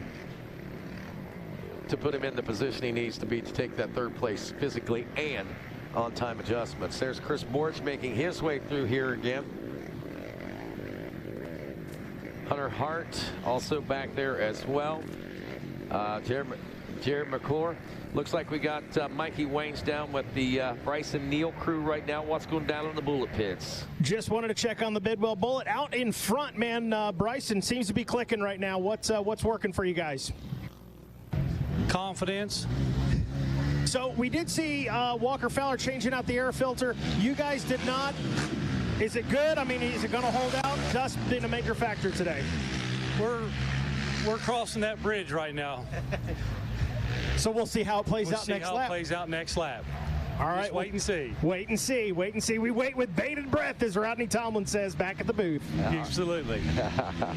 All right, thanks a lot, guys. Appreciate that. And yeah, I mean, I think you could tell it's a waiting game, a wait and see what happens. And I have to wonder, I did see Bryson turning around looking back. I don't know if he was looking back to see where Walker was, if he was looking back at the machine.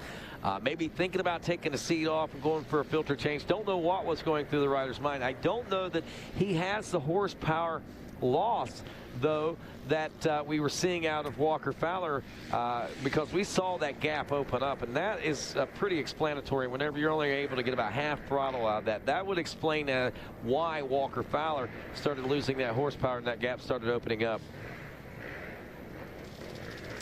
And speaking of crazy racing, if you were here a year ago, remember what it was like as we rolled through the Mason-Dixon GNCC a little over a year ago here in 2019. It seems so long ago in such a different time and a different world, believe it or not. But taking a look at that AMSOIL race recap on this one today from last year. It was, wow, who was that? That was Devin Feehan getting out to the early.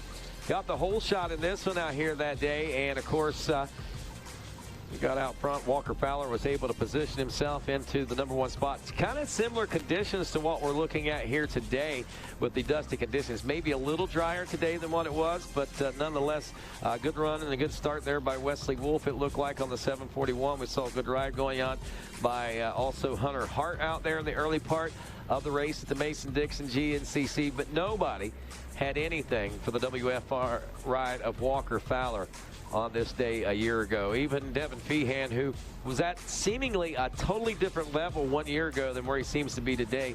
Also Bryson Neal, actually I believe that might have been Jared McClure we're looking at there from a year ago on that #2 machine. Those numbers do change from year to year, so they might be a little different this year than what they were last year. But Walker Fowler's has remained the same pretty much for the last half a decade plus or so, and he's keeping that #1. But as this race wore on, Walker taking the win, and that was Jared McClure on the #2, dropping to the #5 after last season's battling, and Devin Feehan having probably one of the most solid rides that we saw him have in the 2019 championship season, as Walker Fowler took the win here at the Mason-Dixon a year ago. Big win for him as he was on the road to 60, believe it or not. And like I said, one of the better rides that we've seen for that rider, the number 406 of Devin Feehan. Jared McClure, we've seen him on the podium a lot this year and searching for some wins also. Can Walker Fowler capture that national #1 plate here in these same soils as he did a year ago at the Mason-Dixon GNCC? Will he have enough points by the end of the day? We'll have to do some tabulating and some calculating to find out for sure, but it's getting down to the nitty-gritty. But I know that Bryson Neal is hoping that maybe, just maybe, something will take place and put him in a position to be able to likely challenge a little more stiffly for the championship points lead as we roll through these next 3 rounds. This round and of course 2 more following this will be at Ironman in 2 weeks, and 2 weeks following that we'll be back here in Preston County, West Virginia for the Buckwheat GNCC. I think maybe even going to call it the Buckwheat 100 just for fun's sake, keeping it tradition alive in the great state of West Virginia. But whatever it's called, it's going to be a doozy, no doubt about it. And I know the folks in West Virginia are going to come out in full force. Laying in wait at the 8 are the leaders here. Looking at the Monster Mile as well. This is not our leaders coming through. You will see a much different sense of urgency, I guess one might be able to say. And speaking of sense of urgency, will there be a sense of urgency? I know that gap opened up quite a bit between Walker and Bryson. Now, if Bryson starts to just chill a little bit and say, I kind of got this, the gap is opening up, and not recognizing that maybe Walker's got a little more power than what he had, this might come back to bite Bryson Neal. But one thing that has to tell me, knowing Bryson Neal, chances are he's not going to be laying back. He's going to keep the head down because he knows that Walker Fowler is more capable than anyone other than maybe himself of being able to make up ridiculous amounts of times on these ATVs, and maybe even throwing into that one the #4 of Cole Richardson also. But regardless, he, I'm sure, is not going to rest until those checker flags fly at the end of this near 2-hour race. 1 hour and nearly 15 minutes into this one now. 2 laps complete for I think most of our classes. We're going to take a look at our class-by-class rundown coming up here in just a couple moments. So we'll be looking. There's Bryson Neal making his way into the Monster Mile, doing that Monster Mash now here in October. Hey, we are getting close to Halloween. I think we can pull that one out now. There's Walker Fowler, and that gap is not nearly as big as what it was. I mean, we're not much over that 10 seconds. Remember, it took him a while to change that filter, so now maybe the momentum might be playing in the favor of #1 Walker Fowler. He's got that horsepower back now. The gap is starting to shrink down a little bit. Will Bryson Neal have to make a stop? Will they do a preventative change just to make sure? Are they thinking that maybe he's losing power out there on the course right now? I guess these questions and more will be answered at the end of lap #3. And, of course, with that, my friends, we're going to take a quick break as Bryson Neal continues to lead this one over Walker Fowler. Adam McGill is back in the number 3 spot. And XC2 Pro-Am rider Austin Abney is 4th place overall physically and on time adjustments. I think he is now time adjusted 3rd. Will he be able to gain even more than that? Stick around to find out. GNCC Live continues after this.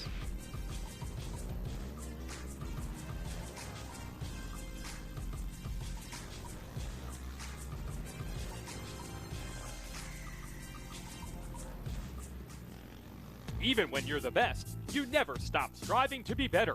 With over 40 years of experience in motorcycle sales and service, we know racing.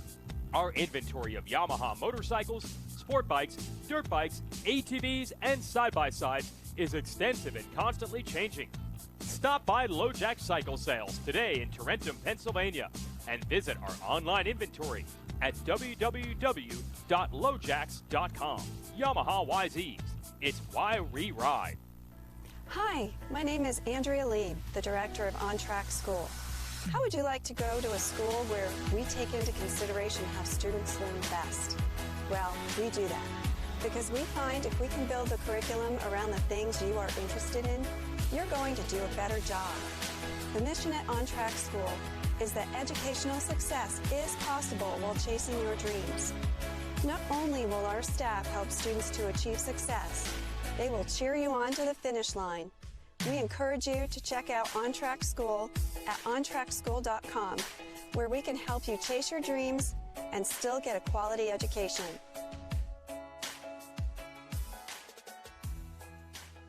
We are American motorcyclists. We are members of the American Motorcyclist Association. Racers, fans, and crew. We come together for this sport we love, to race together, to grow together. We start young and not so young. We race motorcycles and ATVs. We become friends, we become family. We compete for weekend bragging rights and national championships. We make memories on the toughest off-road courses in the country and on the best motocross tracks in the world. Some of us aspire to the speed and poise of road racing or the fierce competitiveness of American flat track, and we honor our greatest champions in the AMA Motorcycle Hall of Fame. Through it all, we cheer, we win, and we lose. We are racing. We are the AMA. Race with us. Be part of the greatest sport in the world. Be an American motorcyclist. Join us today at www.amajoin.com/join-now.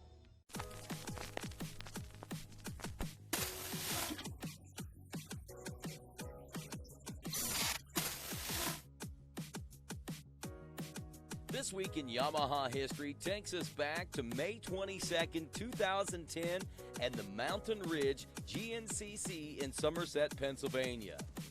It was the time of the Chris Borich era of GNCC racing, and it was the days of riders like Florida's Taylor Kaiser, Pennsylvania's Chris Bithell, Illinois' Donnie Ackerman, Ohio's Brandon Summers, Mark Notman, and Kevin Yoho.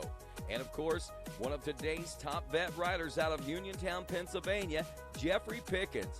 Pickens grabbed the early hole shot and actually the early lead aboard his Yamaha that day. He was followed by fellow Yamaha pilot, the number 2 of Taylor Kaiser, and lurking not far in the background was Chris Borich. Borich soon found his way to the front of the pack as Kaiser fell all the way back to 6th place on the first lap. And then it was Chris Bithell who worked his way up to the rear bumper of Borich and keeping the competition dialed in through most of the race. As the conditions were a little wet due to some rain showers leading into the week, the hard, rocky course at Mountain Ridge presented a great racetrack and a great battle that day. As the race wore on and the riders were sorting things out, it was Yamaha's Taylor Kaiser slowly inching his way up from that 6th place on lap 1. All the way up to 2nd place on the final lap, pulling to within 12 seconds behind Chris Borich, where he finished behind Borich, who took the win. Adam McGill took 3rd on that day. And that's this week in Yamaha history.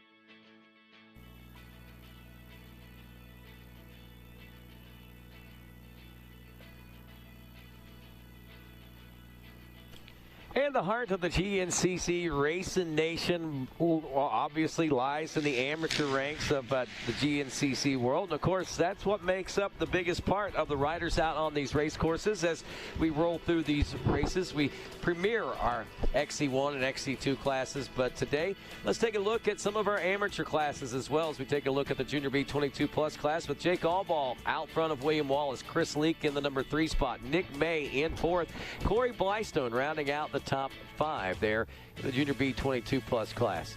Another class to take a look at, the Vet B30-plus class with Ben Dunlap out of Greenville, Pennsylvania, out front of Dave Ashby out of Amity, Pennsylvania. Cody Holcomb out of Richwood, West Virginia in 3rd. Sean Stuck out of Martinsburg, West Virginia, 4th. And Cody Stewart from Pleasant City, Ohio, rounds out your top 5. Your senior 40-plus B class, Nick Lambruno out of Morgantown, West Virginia, near hometown rider, taking the whole shot in this one, and now the lead over Richie McCauley out of Elkins, West Virginia, who runs in 2nd. Scott Wilhelm out of McMurray, Pennsylvania in 3rd. Daniel Dakota all the way from Lansdale, Pennsylvania. He is your 4th-place ride.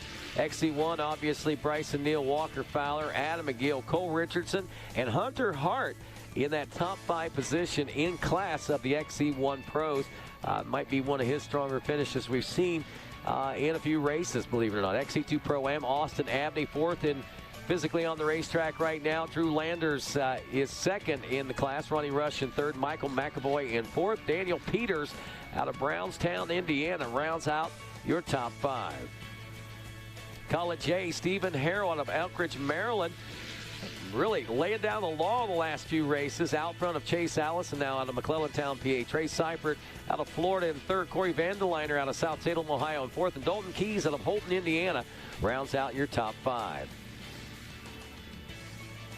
Justin Eisen leading the Junior A 22-plus class with Brent Hinke out of Parkersburg, West Virginia in 2nd. Nick Davidson out of Steubenville, Ohio, one of our top overall amateurs on a number of occasions, running 3rd. Jeremy Ladon in 4th. And, of course, to the Vet A 30-plus class, it's James Green. Haven't seen that name in a while. Out in front of Big Papa P. Jeff Pickens in 2nd. Mike Lancaster in 3rd. He got the whole shot. Wes Kinsley in 4th. And A.J. Kuntz rounds out your top 5. Brian Foltz leading the Senior A 40-plus class out of Sharpsville, PA. Brian Axline out of Kemar, Maryland. Then it's Michael Hayes out of Rocky Face, Georgia in 3rd. Marlboro man Todd Muscala nearly getting the whole shot in 4th. And Mark Batson out of LaSalle, Michigan, and his brother Dale back in 6th. These are media all-star riders. Dominic Stevens leading the College B class. Luke Wilson out of Forest Hill, Maryland in 2nd. Ramey Wilkins out of Glasgow, Kentucky in 3rd. Colton Dobbs in 4th out of Glen Easton, West Virginia. And Braylon Secure out of Clearfield, Kentucky rounds out the top 5. And back to the junior class of Jacob Allball leading that one. And that's a take a look at all of your top amateurs here. Just past the midway point, 2 laps complete at this Parts Unlimited Mason-Dixon GNCC. Rodney Tomlin along with Mikey Waynes, and of course Mikey heading out and about to get the lowdown on what's going on, maybe get an idea of what was taking place. We're seeing Walker Fowler on camera right now, and is that a we'll see if that's a new leader. I'm not sure. Not sure if we missed it. We're going to wait right now to see if Walker Fowler's out front or if that's right. We missed Bryson Neal, and there is Cole Richardson not far behind Walker Fowler now, up to a 3rd place position. So looks like maybe if there has been a change, then Neal has dropped back a couple spots. But again, we clicked on this just a few seconds late there. Let's see what's. Hey, we do have a new leader. Walker Fowler checking in with 3 laps complete. What happened to Bryson Neal, who was in command and control? I have to think that maybe an air filter change might have been necessary for him too. Neal heading to the pits, according to Mikey Waynes. He'll be over there to get some bird's eye view on that one. So we got a lot of drama shaking loose on this one, and Walker Fowler repositioning himself with Cole Richardson. And now we're back to a deja vu of nearly a year ago with 1 lap to go. And there it is. It is air filter problems for Bryson Neal. Bryson Neal not getting that air filter changed the last time around when everyone else did. You get the good look at that camera. Look at the dirt and dust in that. They pull off the filter skin, and there's still dirt on the filter under the filter skin there. So we got ourselves a quite a dusty race here today, and looks like they just basically took that skin off and wrapped something around it, and now they're going to send him back out. What a heartbreaker for the number 2 of Bryson Neal, but we kind of saw that one coming, folks. We kind of saw that one coming when we saw what the condition of Walker Fowler's air filter was. And, of course, with Drew Landers' air filter as well. And good point to bring up and ponder here is that should be it for Walker Fowler. That should secure the championship for him if he's able to hang on to this one for another 30 minutes or so. About 31 minutes, so we should expect to see Walker Fowler in for a checker flag if he maintains that first place position, and that would, like we said, folks, put him right there in the driver's seat for his national championship that he has been working on so hard for. Well, I think this is what, number 6 he's working on so far here in the 2020 season. So outstanding performance by him. And, you know, just got to be there, man. You got to put yourself in position. He may have been in second place, but he wasn't giving up. And that's the day, you know, like you look at Walker, and Walker, I think, is proof in the pudding on that one. Your championships are won on your worst days. And oftentimes Walker Fowler's worst days might only be a second or third place position. But, man, that's how you get it done. When the chips are down, you just keep pushing no matter what. Mikey Waynes may be ready down in the pits with a report. Looks like we got a lot to talk about, Mikey. What's going on? That's an understatement. Bryson Neal pits, unable to change the filter on it, basically just kind of improvising right now, doing what they can to clean it off the best they can. Obviously, back there, very frustrated. I asked them for a comment. They said, that's it, we're done. That's the day. That's all she wrote. So Bryson Neal going to try and limp this thing across the finish line, see if he can, I hate the term, and at this point in the season, that might be it for him, as it sounds like you guys are talking about in the booth, but salvage as many points at this point in the season and go out there and let it ride. Wow, heartbreaker for sure. And, you know, whenever they give up, I don't know what the reason would be why they couldn't get to it, but I'm sure whatever it was, they figured it was easier, better, and at this point in the race, to go ahead and finish this one out. So heartbreaker for him, like I said. That pretty much does open the roll out the red carpet basically for Walker Fowler in that national championship. Number 1, another one going to his credit. Of course, Adam McGill, third place, checking in some 55 seconds back. And third, Hunter Hart, another minute and 3 seconds back in the number 4 position. Looks like Austin Abney has checked in 5th place overall. 33-minute and 1 second lap time for him, so he has dropped out of contention for an overall podium position, but still an overall top 5, part of the 703. Chris Bortz running in 6th place after 3 laps of racing complete. Jared McClure, the number 5, is your 7th place ride. So standing by in the Chris Bortz pits now, the Phoenix Racing Honda pits. Looks like they've got an air filter for Bortz right now. Going to change that one for him whenever he checks in here in just a few moments. That might give him some new life as well. Very critical to keep those machines breathing as freely as possible, because once they don't, we end up in the scenarios like we saw Bryson Neal or even Walker Fowler. When he came in, remember that gap was really starting to open up quite a bit. Mark Nautman made a point that Walker was only getting about half to 2/3 throttle. I don't think he said 2/3, but that's what I'm figuring, a half to 2/3 throttle there in that neighborhood there. So with that being said, it wasn't a lot of throttle, and that gave the opportunity for to Bryson Neal to stretch things out. In the meantime, he was sucking in dust himself as Walker Fowler got his machine back on top and back into the A game. Then we saw the problems start to develop for, well, it became obvious for the number 2, Bryson Neal, what the issue was. He was down on horsepower. It was slowing him down and taking him back and moving these guys ahead of him. There is the number 4, Cole Richardson now. Not too far behind Walker Fowler, still within that 20-second range, but still might have enough opportunity to catch up. You look at lap times, Walker Fowler turned a 32-minute flat lap time that time. And the second place position, a 30-minute, 48-second lap time. So Cole Richardson was 12 seconds faster on that last lap around than Walker Fowler. So in theory, to think that that gap is closing, I think that one could be thinking that is the case. And if it's nearing the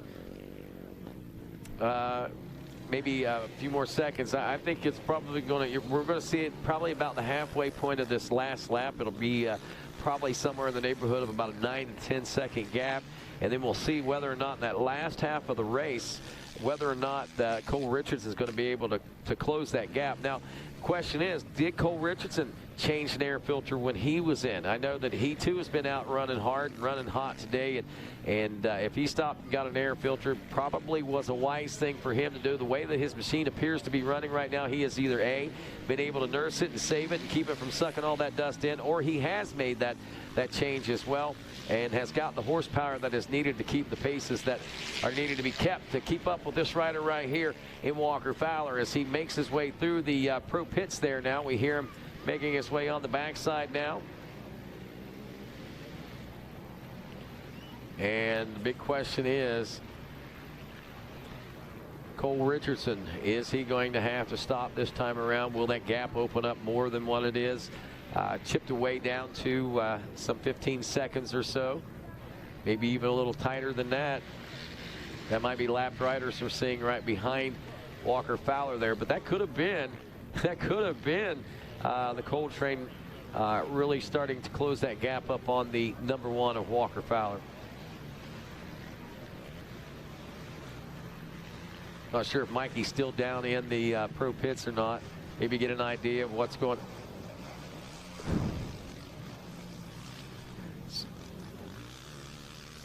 So we're going to start looking at this. I know that maybe we're getting... Hey, Rodney, can confirm that was Cole coming out of the pits. Okay, so that gap has opened back up then. So if you're seeing, you say, well, that gap's not as tight as what they're saying. Well, that's the reason. I was wondering if... Bryson Neal dead in the water at the 11-mile marker there. He's got it fired back up. But, man, how frustrating is that got to be? I mean, this guy was on his way to a second consecutive win, starting a streak, so to speak. And this is 3 races in a row that you could say coulda, woulda, shoulda for Bryson Neal at this particular point. The 521, the Gator Adam McGill in the pits. Now, he's got his Gator guards for his hands. He's going to have to come up with something for this dust in the future, I think, because they're changing filters out in this one as well. So a lot of dust coming out, a very dirty air filter coming out of that one as well. Bryson Neal shaking his head. I think that's about full throttle is what he's got it pinned at right now. Rodney, Mark Notman running down here through the pits. He's telling everybody, hey, if you've got a filter, you better change it. And those are some wise words too, Mikey Waynes. Some very wise words, and that doesn't come so often from somebody like the competition. They don't come down telling you what you need to do, yelling it through the pits like that. But he knows as well as anybody, man, a couple of races left to go. A lot of dust in one of these motors could toast a motor, and he don't want to see that no worse than anyone else. He's a mechanic. He works on a lot of those bikes too, so maybe that's another reason he's telling everybody to do it. Rodney, another one for you. Hunter Hart came in through the pits. The pits was locked, loaded, and ready to change that filter. Hunter Hart came ripping through here, waved it off. He said, nope, I'm going to send it, see if I can make it happen. Well, we'll see if Hunter Hart, the young gun, can make that happen. You know, this might play big for him if he was able to save his machine versus more so than what everyone else has. If they start to slow down on this closing lap, this final lap of racing, this might play huge dividends for the young number 7. There's Chris Borch in. He's getting the filter change. Man, what a day of struggle for Chris Borch. You know, he has to be completely frustrated out of this one.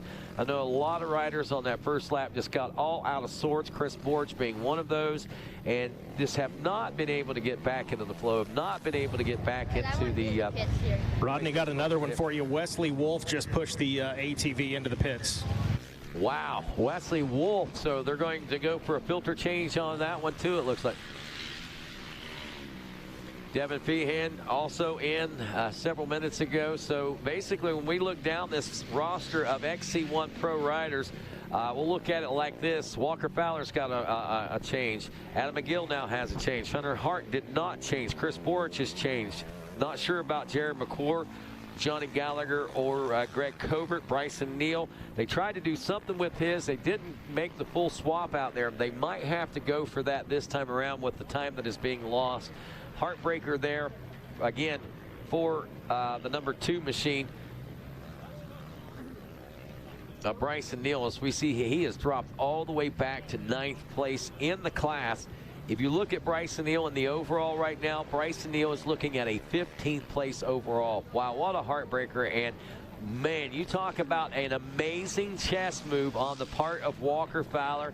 His pits of course, Mark Notman making the change and being there ready for him to make that filter change. He did the same thing for Drew Landers. It could end up paying big dividends for Drew Landers also on that WFR Lands Mill XC Off-Road Solutions backed ride.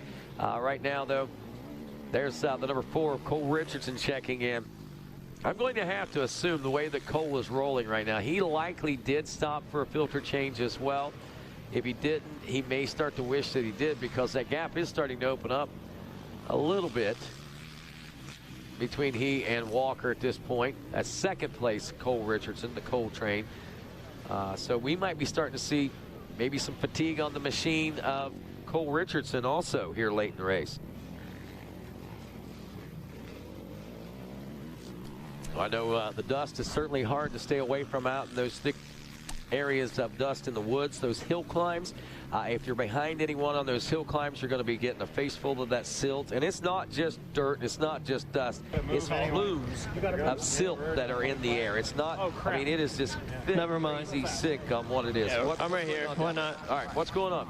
Sorry about that, Rodney. Down here in the pits with Wesley Wolf, another rider that this GNCC race has claimed. As I'm looking over my right shoulder at Devin Feehan as well. Understand white flag is out. Wesley, what happened out there, man? I don't know, just pushing the Suzuki a little hard today. I felt good for once, and started last like normal, no big deal. It's just a Suzuki thing, but found my way in mid-pack and then 8th and just felt good. And apparently I was reeling them in a little bit here and there. And there's a little water ditch over here, and I hit it so hard I knew exactly what happened. You know, normally when I overjump something or flatland, it breaks the cases, and I knew exactly that's right there where it happened. And it actually locked up on me twice or 3 times, and luckily it started, and it just kept getting it, and we pit it, and I said it's not going to make it, and I made it about half a lap and ended up cracking the cases and locked her up. There you go. Rodney, will take it back to you. Wow, heartbreaker there for Wesley Wolf, a path that he has traveled on more than one occasion, obviously, with breaking cases out there. So hopefully it's something that's not going to be much of an issue coming up in a couple of weeks. Certainly not good for the season, but at the same time, he's safe, and that's the important thing as far as today's race is concerned. Looking at today's race, top amateurs, we generally try to take a look at this. We've got couple of top amateurs. Steve Harrell up to 13th place overall. Your top amateur from the college age 16 to 24-year-old class. And of course, we got Noah Mickelson in second place of the. Oh, actually, no. I keep thinking he's his college age, but he's not. It's Steve Harrell. Then it's back there in the second place position of the top amateurs. Chase Allison, 19th overall. Justin Eisen from the Junior A 22+ class is third overall top amateur at 20th place overall. But right now, it's Walker Fowler out front of this when the chess game played off for the champ. He's a shifty one, no doubt about it. Did exactly what he needed to do, knew what he had to do. Got that air filter change and has not looked back as he lays down the wall here on the state line of West Virginia and Pennsylvania. Can he carry it all the way to the checkers and get back to his winning way? Stick around. GNCC Live continues after this.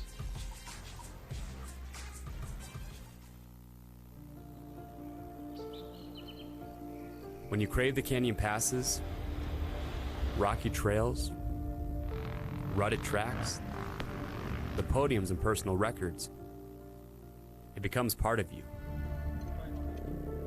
The choice now is, do you become a wanderer or the wanderer? You just need to ride where you belong.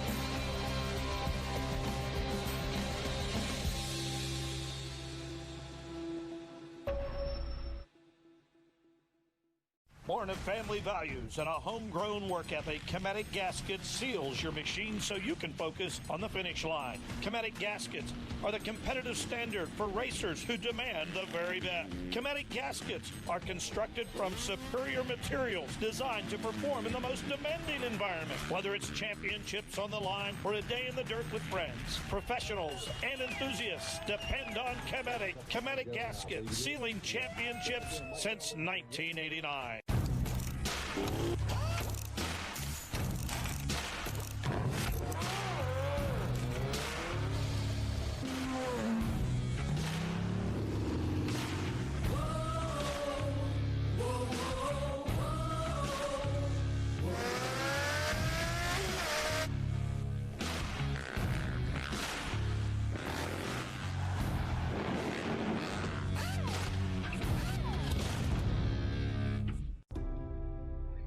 It's hard to put our adventures on hold, but now is the perfect time to prepare for their return. AMSOIL has your back with fast, free shipping, and ordering has never been easier. Just look up your vehicle, select your product, add an oil change to your cart, and check out. Spend $50 on AMSOIL products and shipping is on us. Order now at AMSOIL.com.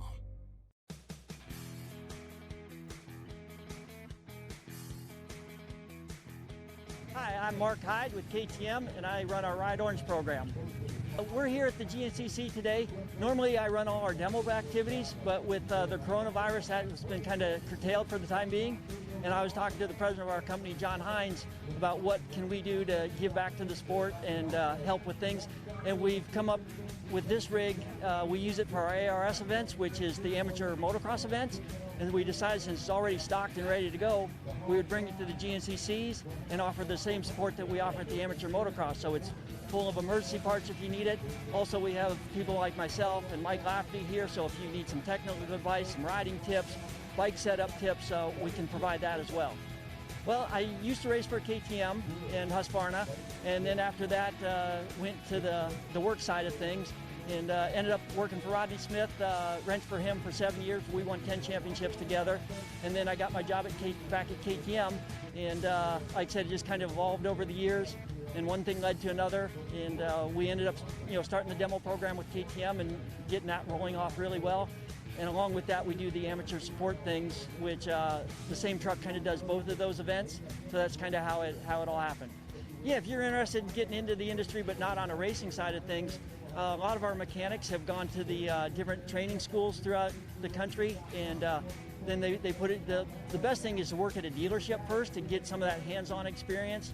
But if you have the degree and everything, and that's where we get a lot of our mechanics through, is guys that have done the training, and then they've worked at a dealership and get to figure out how to do multiple brands and things like that, because you learn a lot that you wouldn't learn just working on new stuff all the time. So it's good to have that experience, because as a race mechanic or any mechanic in the industry, you have a lot of problems you need to figure out on your own by yourself. You can't sit there in front of a computer and look stuff up, so you got to think on your feet quick, and that really helps you do stuff like that.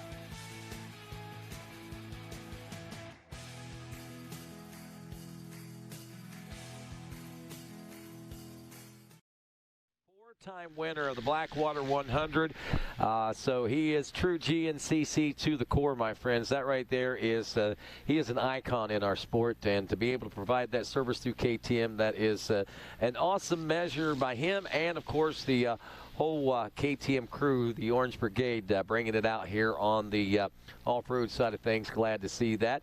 Out near the Monster Mile, mile marker number 8, final lap of racing. We're working on an hour and 46 minutes into this race. Walker Fowler leading Cole Richardson, Adam McGill, Hunter Hart back in the number 4 spot. Austin Abney, they tell us, is your 5th place ride leading that XC2 Pro-Am class here today.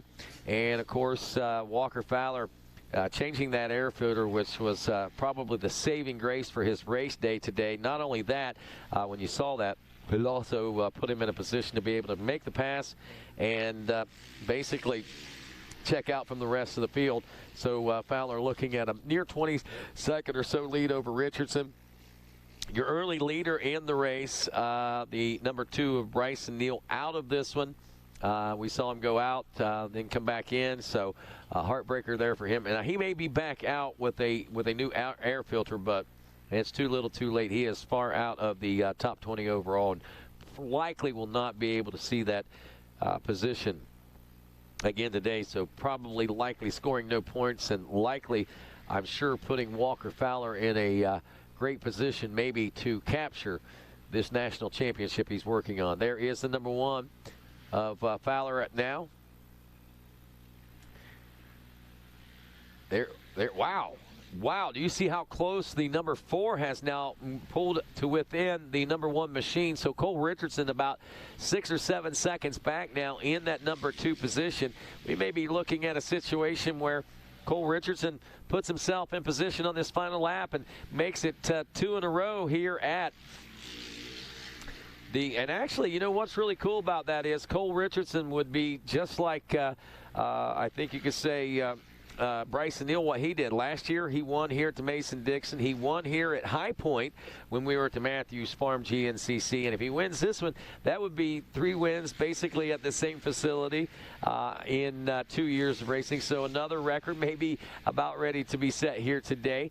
But as important as anything, I think Walker Fowler is looking at that overall win, and he's going to be tough to knock off that top pedestal. There is no doubt about that.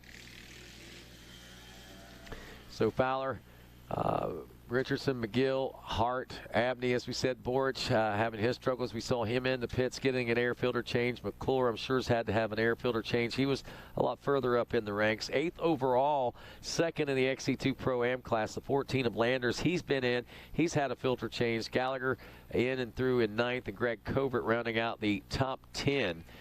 So, you know, we were talking about Gallagher and his struggles earlier in the race. He has now moved into a top 10 overall position. So, and that would put him, I think, 8th in class. So, pretty good moves by the number 10 of Gallagher now. Put him in that position now, it appears.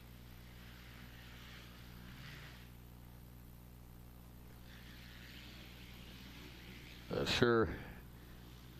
I don't think that was Abney that went by there. Trying to check in with some of these guys. I think these may be some lap traffic. You can see the more traffic you get through and the tighter they are together, the dustier these sections of race course become. And not only that, I'm sure a little more difficult to see through your goggles out there. There's the number 7, Hunter Hart. That is your 4th place rider on the racetrack right now in the XC1 Pro class and overall as he makes his way up through the Monster Mile. A little over a minute now behind your 3rd place ride, the 521 of Adam McGill. Now, McGill was in for a pit stop also. I think they did a filter change on him. I believe that McGill got by in 3rd. Now, correct me if I'm wrong. I apologize. Maybe that might be Hart up to 3rd place now. Not 100% there that I saw the 521 of Adam McGill now that I think about it. However, he might have been in one of those riders I was calling lap traffic there a few moments ago too. So if that's the case, I do apologize for that also. But we'll get a better bird's eye view of what's going on maybe a little further down the trail. We're at the 8-mile marker. We're just a little more than 11 miles of race course. So we're about less than 3 miles now from the finish line and the checker flag and the conclusion of the Parts Unlimited Mason-Dixon GNCC. And I don't know if you're noting this track. I said something a lap or so ago about what the conditions, and I think it was after the first lap, maybe the second lap, but man, in the last couple of laps, this part of the racetrack has changed so much. It's got an uphill washboard effect, or an uphill whoop section, if you will. It's starting to chew up and chew out quite a bit. We're getting some of that those rocks that are coming out of the ground, small rocks. There's Abney making his way through, physically 5th on the racetrack. And that silty dust we'd talked about and how silty it is getting, that horsepower robbing dust once it gets in your filter. But there's Chris Borich. He's back to new life. It looks like he's back on a mission. 6th place physically on the track and closing in on Austin Abney. That looks like a fresh Chris Borich now, so we might see him regain and reclaim that number 5 position, if nothing else, physically on the racetrack.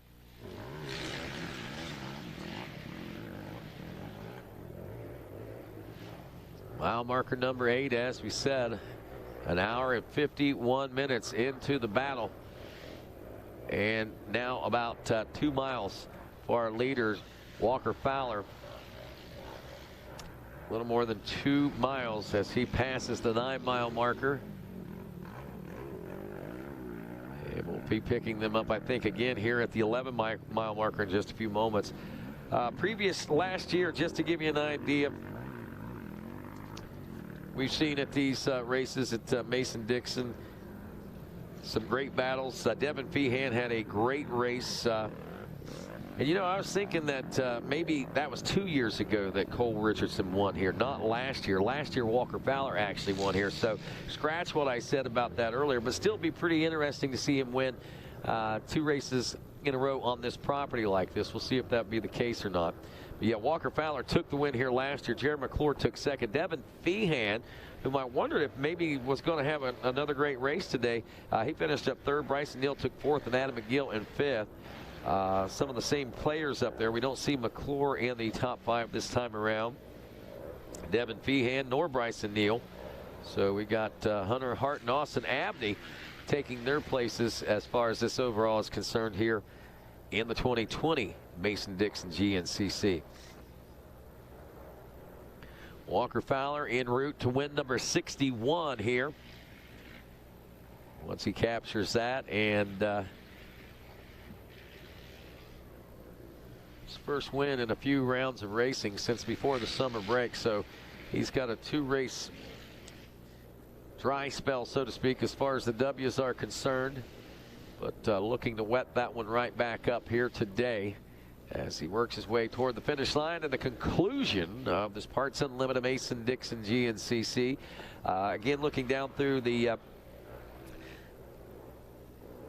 riders in the 13th again, Steve Harrell in that College A class, then second in top amateur, 17th Trace Seifert. He's second in the College A class as well. Third in the College A class and 19th overall would be third top amateur. That would be Chase Allison out of McClellantown. And then you got Justin Eisen, who has been a competitor trying to position himself for. Hey, Rodney, if I could jump in there real quick. Right ahead. Got a report, and maybe you talked about this. If you did, I apologize, but just got a report. Cole Richardson out in front and up on Walker by 10 seconds. 10-4 copy that. We saw that just a few moments ago when they came through here at the 8-mile marker, and that's why we're waiting with bated breath right now at the finish to see whether or not that is going to tighten up any whatsoever. He had gained, he cut that gap nearly in half with just a few miles of racing left to go. As we know, these final miles always very challenging, and these guys seem to find a little extra oomph, and guys like the number 4, the Coal Train, might be getting that machine on rails and up to full steam, and if that's the case, he could come chugging right along and maybe challenge Walker Fowler for the checker flag here by the time we roll around to that one. So it is not over yet, my friends. Far, far from over. We're kind of giving this one to Walker Fowler in a semi-sort of way, but we do it knowing that Cole Richardson has a high likelihood of possibly catching Walker Fowler and challenging for the win here today. And if that's the case, it will certainly be exciting. There is Drew Lander, second place in the XC2 Pro-Am class. That is also, I believe, an overall standings as well. Looking at about a 8th place overall ride for second place in class. That's pretty impressive stuff.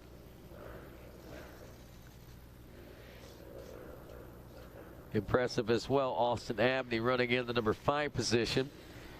As we wait here and this race winds down, scheduled to come up here about 4:30, our EMTB GNCC. We will be a few minutes late on that, but we will get that up and rolling as soon as we can, folks. So you EMTB GNCC competitors, stand by. Those of you that are here to watch, stand by. We got a finish to watch, and it could be a real doozy, my friends, once we get down to the closing moments and the final turns and the chicanes heading toward the glory here today on the Mason-Dixon line. Now here near that FMF power point now as we power our way around the final lap of racing. There is the number 4 of Cole Richardson. Now the question is, did he get around Walker Fowler? I didn't see Walker. That doesn't mean that Walker didn't come through, so I'm not going to go into that. So That is not Fowler back there. So I'm going under the assumption that Fowler is still out in that number 1 position. No, he's not. Cole Richardson has made the pass, and here we are at the FMF PowerPoint. Walker Fowler back to the number 2 position. We got a new leader, and we head to the checker flag, and he does it. The number 4, Cole Richardson, takes a second win here at Matthews Farm in 2020 as he makes big things happen here late in the race. Deja vu. History repeats itself here on the state line, my friends. As, wow, what a big day for Walker Fowler, too. That may have done it. That may have sealed the deal with him taking the second place position. That might be the championship he was looking for. He's getting an awful lot of congratulations, and folks seem to be doing just enough and doing exactly what he needed to do, I believe, to put himself in position to be your champion. But it is the champion today of the Mason-Dixon GNCC, the number 4 of Cole Richardson on that Teely Energy Action Off-Road Racing Yamaha. Who's going to take our 3rd place position? Still a few moments to wait and see. Will it be Adam McGill? Will it be Hunter Hart? Both riders, I believe, stopping to get those new air filters and so forth. So, wow, what a day. And who would have thought how this one would pan out? It looked like the Bidwell Bullet, Bryson Neal, was on his way again to a huge win and possibly a 2nd consecutive win, and would have been a likely 3rd for him. But now we've got 2 races that would have been likely wins that he had issues in.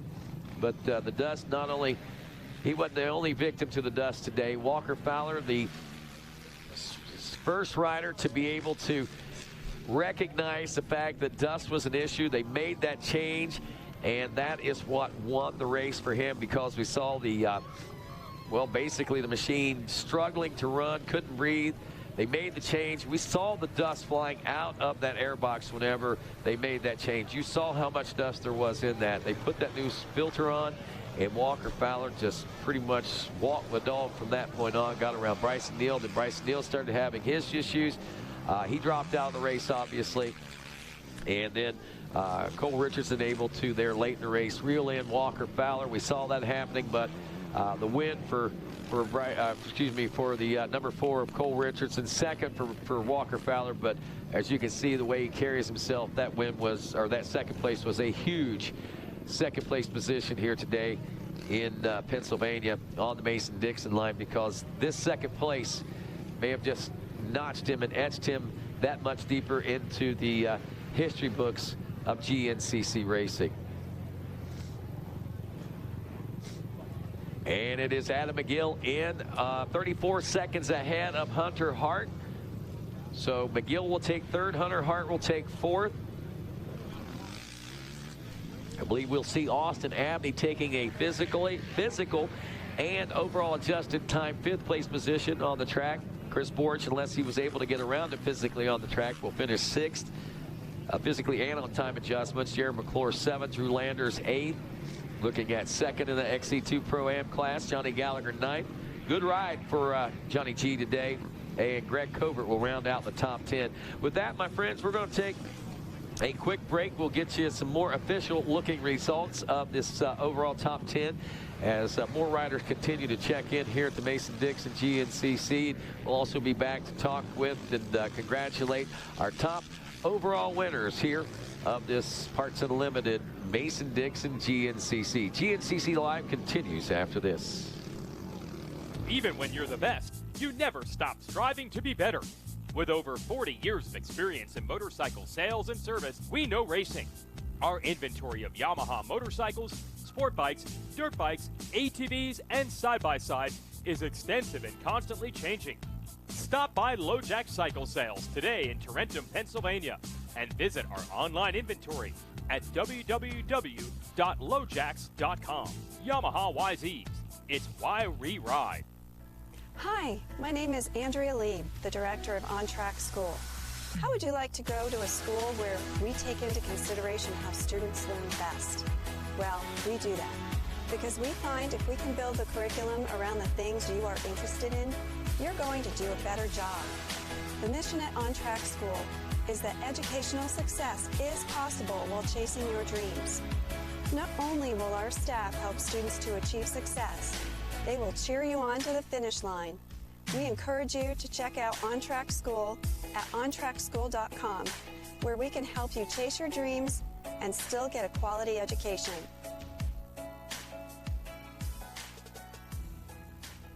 We are American motorcyclists. We are members of the American Motorcyclist Association, racers, fans, and crew. We come together for this sport we love, to race together, to grow together. We start young and not so young. We race motorcycles and ATVs. We become friends, we become family. We compete for weekend bragging rights and national championships. We make memories on the toughest off-road courses in the country and on the best motocross tracks in the world. Some of us aspire to the speed and poise of road racing or the fierce competitiveness of American flat track, and we honor our greatest champions in the AMA Motorcycle Hall of Fame. Through it all, we cheer, we win, and we lose. We are racing. We are the AMA. Race with us. Be part of the greatest sport in the world. Be an American motorcyclist. Join us today at www.amajoin.com/join-now. And welcome back to GNCC Live on RacerTV.com. I'm Rodney Thomas along with Mikey Waynes. And, of course, here at the Parts Unlimited Mason-Dixon GNCC, where Cole Richardson has done it. Wins again here from the Matthews Farms as he takes his second win this season. And Walker Fowler will finish up in the number 2 spot, but I think all the glory may end up going to him in the end. Adam Gill finishing up third, another third consistently strong finish, and big battle for Adam Gill as the Gator does well. Hunter Hart, a good, strong 4th place finish for him. Austin Abney will take 5th place overall, with Chris Borch in 6th place overall. Chris Borch did make the pass, according to being time scanned. Chris Borch checked in at 16:22.26. Austin Abney 16:22.27, just ahead of him physically on the racetrack, but time adjustment goes to Austin Abney. McClure will take 7th, Landers in 8th, Johnny Gallagher 9th, Greg Covert in 10th, and sounds like Mikey Waynes might be trying to get things ready to go down on the podium right now. Mikey, are we about ready to go, buddy? Might be a couple more minutes. So we'll head down there in just a few moments. But again, Drew Landers, 8th place overall, 2nd in the XC2 Pro-Am class. Johnny Gallagher, lots of struggles. We saw him early on. It seemed like he was a lot further back on that first lap than what we see him. Got to give it to the old boy. As, he certainly has a couple of rounds in what seemed to be not so favorable race days, but finishing at or inside the top 10 when it's all said and done. And folks, believe it or not, being top 10 overall, now we put a lot of focus on those top 3, top 4, top 5, but top 10, top 20 overall in a GNCC is phenomenal. You got to run top 20 to score any points whatsoever. Anything outside of that, as far as the overall is concerned, in the overall points race, you don't score any. But that's how they do numbers for the upcoming season. You'll see these riders, especially the ones that finish in the top 20 overall. Those are really proud numbers to have, and there's no doubt about it. Those riders wear them well. A rider that wears his number well always and always will, the 521 of the Gator, Adam McGill, down on the podium right now with one Mikey Waynes. And again, like we said, another great and consistent run by the Gator, Adam McGill, as he puts it back up on the box for, I'm guessing and I'm thinking, at least a 3rd consecutive race, if I'm not mistaken. Let's head on down to the podium where Mikey Waynes stands by with the Gator. Yeah, down here with the Gator, Adam McGill, you took 3rd place here today, man, in what was a wacky GNCC. It seemed like changing the air filter made the difference for you, man. Talk to us about this wild GNCC. It's funny how you pinpoint different things on the track that have no relevancy to the race at all. Well, what do you want from me? Then that's your job. You got to tell us about it. Yeah, for sure. I knew the start was definitely going to be crucial, and we did. We had a good start. The over tires bit great. That Dirtworks 24-volt system just pulled like a monster, and that Rage engine just, it was good. I mean, we got into the woods. I ended up getting Bryce before we got in the woods, and about 3 miles in, he was all over me, and I'm like, you know, I can't see Walker. I can't run the dust like I used to. I checked up, let him go, and I just ran in 3rd all day, and there towards the end, they gave us a 2-lap board. I'm like, you've got to be shitting me. I mean, the bikes are dropping, we're dropping. It's just, the track's deteriorating. You know, I've done a couple desert races. This is the closest thing to silt on the East Coast you ever find. And I mean, it was gnarly. It was like dry mud, if that's even a thing. And we come in, and I told Lander's team, I said, could you radio my dad and tell him I need a filter? And obviously, I probably knew what was going on in the pit. You know, you need a filter. You don't need no filter. You just need to push the throttle harder. So I pull in, and they flip the seat off, and thank God we had a crew there. You know, obviously, I'd love my wife to have been here, but, you know, thank goodness for, you know, all my friends and everybody that was there. It was just like a well-oiled machine that wasn't too oiled, but oiled enough it still worked. But we never lost the position, and I pushed as hard as I could to catch up, and I knew Walker was having some issues, and I didn't know if Cole changed the filter, so I'm like, man, these guys' filters have got to be plugged, and the bike's got to be coughing and dying. But, I mean, I guess that is one thing about fuel injection. It will change and, you know, adapt to whatever you can give it, but this old Honda's still ticking pretty good. But other than that, I mean, the race went pretty flawless, nothing super exciting. I just can't wait to go back to my trailer and have me a refreshment. Do it, brother. Talk to us, man. You're starting to click off some podium finishes here. You got the win this season. What's working for the Gator this year? Honestly, I don't know. I've been asked that a lot. And the only thing I can think of is, you know, with all this COVID shit that went on and all that, I think maybe reconnecting with family and enjoying myself and realizing that there's more to it than just racing. But the racing part of it now is, this is fun. It's not fun being there where I was, but I can tell you this is fun now. And, you know, it could be the Crown one night a week and then on Sundays, but I don't know, whatever it is. Whatever it is, let's definitely keep it rolling. So, Adam McGill, you earned your crown this weekend. You guys make some noise. Third place here in the overall, Adam McGill. Hand me that pit board. Hand me that microphone before you say something naughty. Yeah, give it to me. Adam McGill, I think the only rider that gets a crown no matter where he finishes on the racetrack. Crown to celebrate, a crown to sulk. But regardless, good job, Adam McGill. The Gator does it once again. It's good to see you back to having fun, and you can tell. You can see it in his face. You can see it in his smile. You can see it in his eyes. You can see it in the way he rides. Just definitely a totally different rider, especially since, well, the summer break in particular, I think. I mean, we saw some great rides out of him before that, but, man, really laying it down after that summer break. Riders continuing to check in here. As we said, Fowler, your second place overall. Adam McGill finishing third. We just talked with him. Cole Richardson is a rider that we'll be congratulating here pretty soon also with the overall win. We see some congratulations going for Walker Fowler down there right now. He's holding some stuff up over his head. Looks like they may be doing some championship photos for him for some of those rides over there. It looks like he's got a jersey on backwards, and usually that indicates another championship has been won. And there it is, the number 6, my friends. He's hoping to turn that the other way and make it a number 9, I'm sure.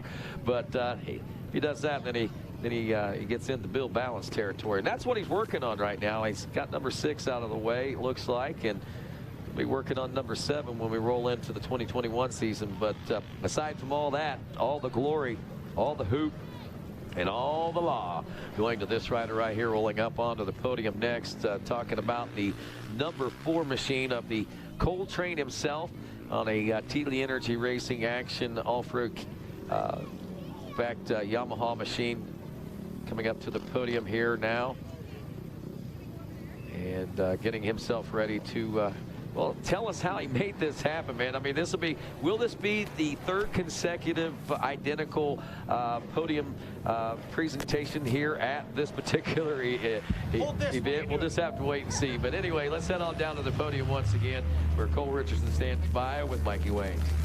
All right, Cole, talk to us, man. An absolute gnarly GNCC. It was crazy. It was nuts. You guys are changing filters. People are dropping like flies. You managed to come out on top and snag the win. Yeah, you know, we got off to a decent start, got dusted out a little bit. You know, Chris had a good line on me and passed me, and you know, I knew it was going to be a long day. It was kind of the same track as last year with the dust, and I knew on the last lap there we came from the back, but you know, the motor ended up getting kind of like vapor locking because the filter was so clogged, and you know, we made our way, I think, back into 4th and was pretty far down, and you know, the bike felt great, I felt great, and you know, we just kept charging. I knew my speed was there this race. We kept making up time, and you know, we had some unfortunate stuff there towards the beginning with some riders getting out front, and you know, I had to work my way through them, and I guess long story short, Bryson had a filter problem, I think it was, and my bike was running good. We did really good filter prep, and the last lap there, we ended up kind of reeling in Walker, and is kind of tempted to really keep going and just kind of push the limits of the filter, but really glad we switched it out because it's pretty bad after one lap, and I think he ended up having a filter problem there towards the end. We was able to get in the lead and just kind of ride to the finish. Well, Cole, talk to us, man. We're going to crown a champion in Walker Fowler in a moment.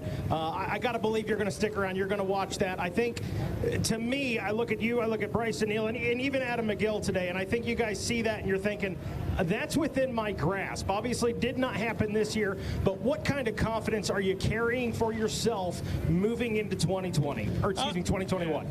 This is the first season I've won 2 races in 1 year. I know Walker had some mishaps this summer that really kind of kept him off the quad, but short of that, we feel good. The bike feels good. But need to get a better program together. It takes a real good program behind a good program behind me to be able to get that championship. We need to be finishing every race, and unfortunately we had 2 DNFs this year, and that really set me back. But I think we got back into 3rd and possibly 2nd in points. I'm not sure. But I'm definitely looking forward to next year. Hopefully we can get a program together and be back out here racing. There you go. You guys make some noise. Your winner here at the Mason-Dixon GNCC, Cole Richardson. Well, big day for the Cole train, no doubt about it. Congratulations to him as well on his 2nd win of the 2020 GNCC season. Like he said, his first time he ever got 2 wins in the same season. By the way, another bit of history notes we had. I didn't catch the name. Mikey Wayne's got a text to answer the question. The last time that we saw a rider from the XC2 class on the overall podium was 2015. Just to give you an idea, Austin Abney was in that position at one point. We thought it might happen, didn't happen, so it's been over 5 years since it's happened. An XC2 Pro-Am rider has been on the podium, and we appreciate the folks going back and looking at that and sharing that information with us. But Cole Richardson, yeah, on the podium as a Pro-Am rider here today. 2nd win of the 2020 season at the Mason-Dixon GNCC. We're going to reset the podium. We'll be bringing Walker Fowler back up here, or bringing Walker Fowler up to this podium today.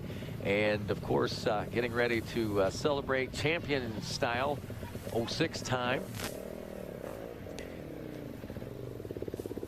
And it looks like we're getting that trophy presentation all set up and geared up for you.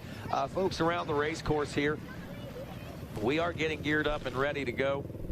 As soon as we can, we will get EMTB GNCC racing underway for you folks. And we'll continue that, obviously. Great championship series we got going on there. Got plenty of great nighttime activities. If you're watching at home on RacerTV.com, I want to remind you to tune back in tomorrow just before 1 o'clock as we'll be getting the action underway with the 2-wheel side of things. See if Stu Baylor's going to be able to make it 3 in a row. Will Caleb Russell rise back to the occasion after 2 weeks ago injuring that knee, and all the other players that are coming into this one as well. How hungry are they? What's the Mason-Dixon GNCC going to be like for the 2-wheel side of things? Because we know we've already seen excitement here today on the ATV day. And generally, when you get this much drama and this much action on a Saturday, it only intensifies for the 3-hour race coming up on Sunday. So you're definitely going to want to stick around and at least come back and check in with that one as Walker Fowler does it, my friends. This is the 6th time he's been able to make this ride right here onto the podium, celebrating a new championship. Ladies and gentlemen, your 6th time and 2020 Grand National Cross Country Champion, Walker Fowler. Mikey? All right, thank you, Rodney. Down here with Walker Fowler, man. A 2nd place today, but that's okay. Everybody knows on the day you wrap up the championship. Not the case for you here today, but as you've said many times, you don't always have to win them all to snag a championship. 6-time GNCC champion. Talk to us, man. How does this one stack up? Obviously, looking at results, it's not as good as it probably could have been, but we've gave away a lot of wins this year. starting off at the first time we were at this property, lost some brakes, got shuffled back, kind of a one-line track, and Cole was able to get in front of us that day as well. And then we go to the John Penton, gave that one away as well, lost brakes again, was able to, snag a win there at high voltage, and then during the summer break, I cut part of my right ring finger off and didn't really get to ride, didn't get to train like I wanted to, and just kind of been on the mend since. I've had a concussion in between there as well, a little bit of an incident. And they're like, man, all you guys talk about is Walker Fowler, all you talk about is Caleb, all they do is win. I'm so sick of it.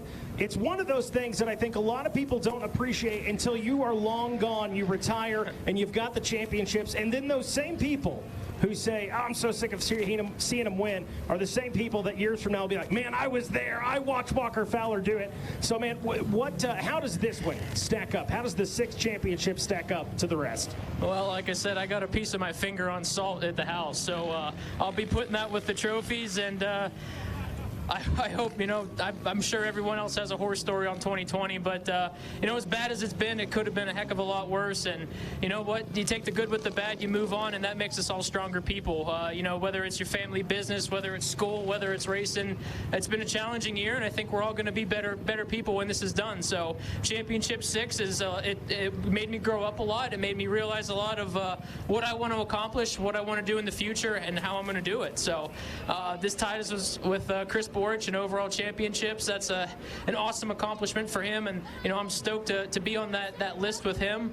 Hopefully one more will get us with Barry Hawk, and then we just keep charging our way forward. But huge congrats to Cole Richardson today on that win. Today was a pit crew battle. All the riders were fast, but our pit crews had to be on it. We all had to have a pit strategy, and I stopped for an air filter, and the bike barely made it to the end. Cole was able to sneak out 3 laps and get a fresh one that last lap, and his bike was running just enough better that he caught me about 3 miles from the finish, and I pretty much just pulled out of the way. My bike quit running. I got off the track and just let him go. Said, have fun, bud. This is your home place. And man, the good Lord sure does love Cole Richardson at this track, and you know what? That good for him. It's I'm pumped for him. I think this moves him back into second in points. They're a good kid, good family, and man, just can't be happier.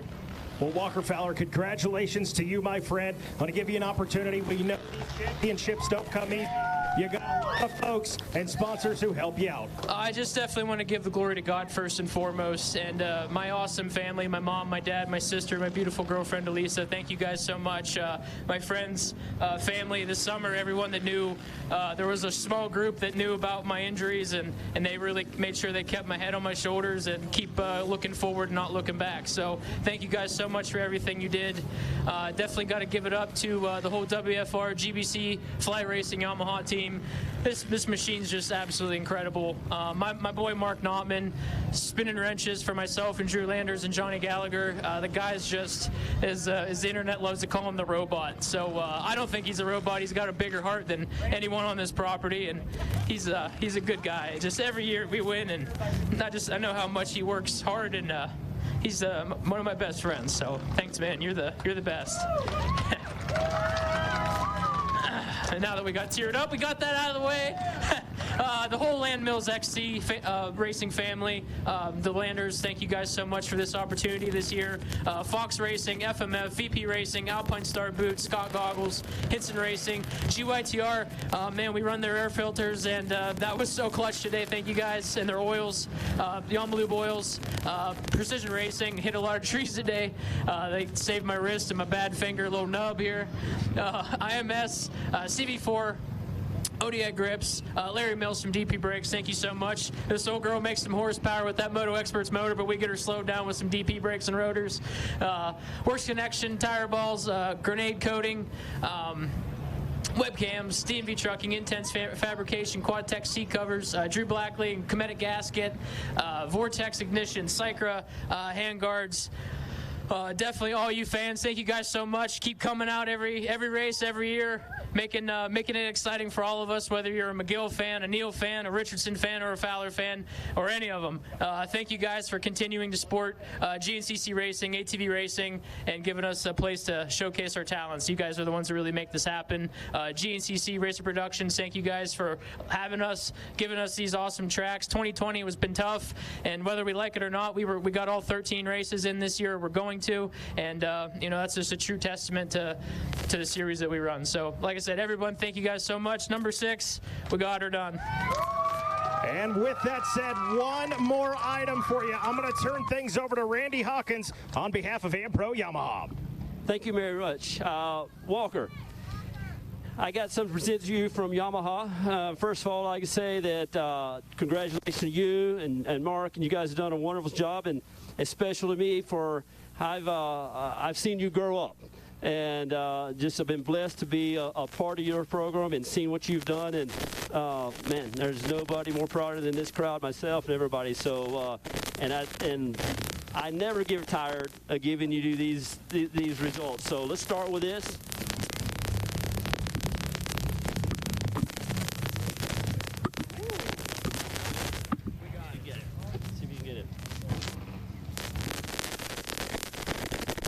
All right, this is a check from Yamaha for your championship, and I know there's going to be many more coming. And then another number 1 plate to go in there. So, thank you, sir. Great job, man. Always proud of you. Make some noise, your 6-time national champion, Walker Fowler. Well, there you have it, folks. Walker Fowler has done it. Wraps up number 6. He's got the tip of that ring finger sitting in salt at home, ready to go on the trophy case with the rest of them. Talk about some great memories. As he said, everybody's got a story for 2020, and this is going to be one that's very, very memorable for him, to say the least. And I'm sure not only him, but all of us as well. Congratulations to him. Congratulations to Cole Richardson on his 2nd win here in the 2020 season, and congratulations to all of you who stuck it out and made it through this great day of racing here at the Mason-Dixon GNCC. For all of you at home, I want to say thanks to you for tuning in. Going to remind you we'll be back tomorrow.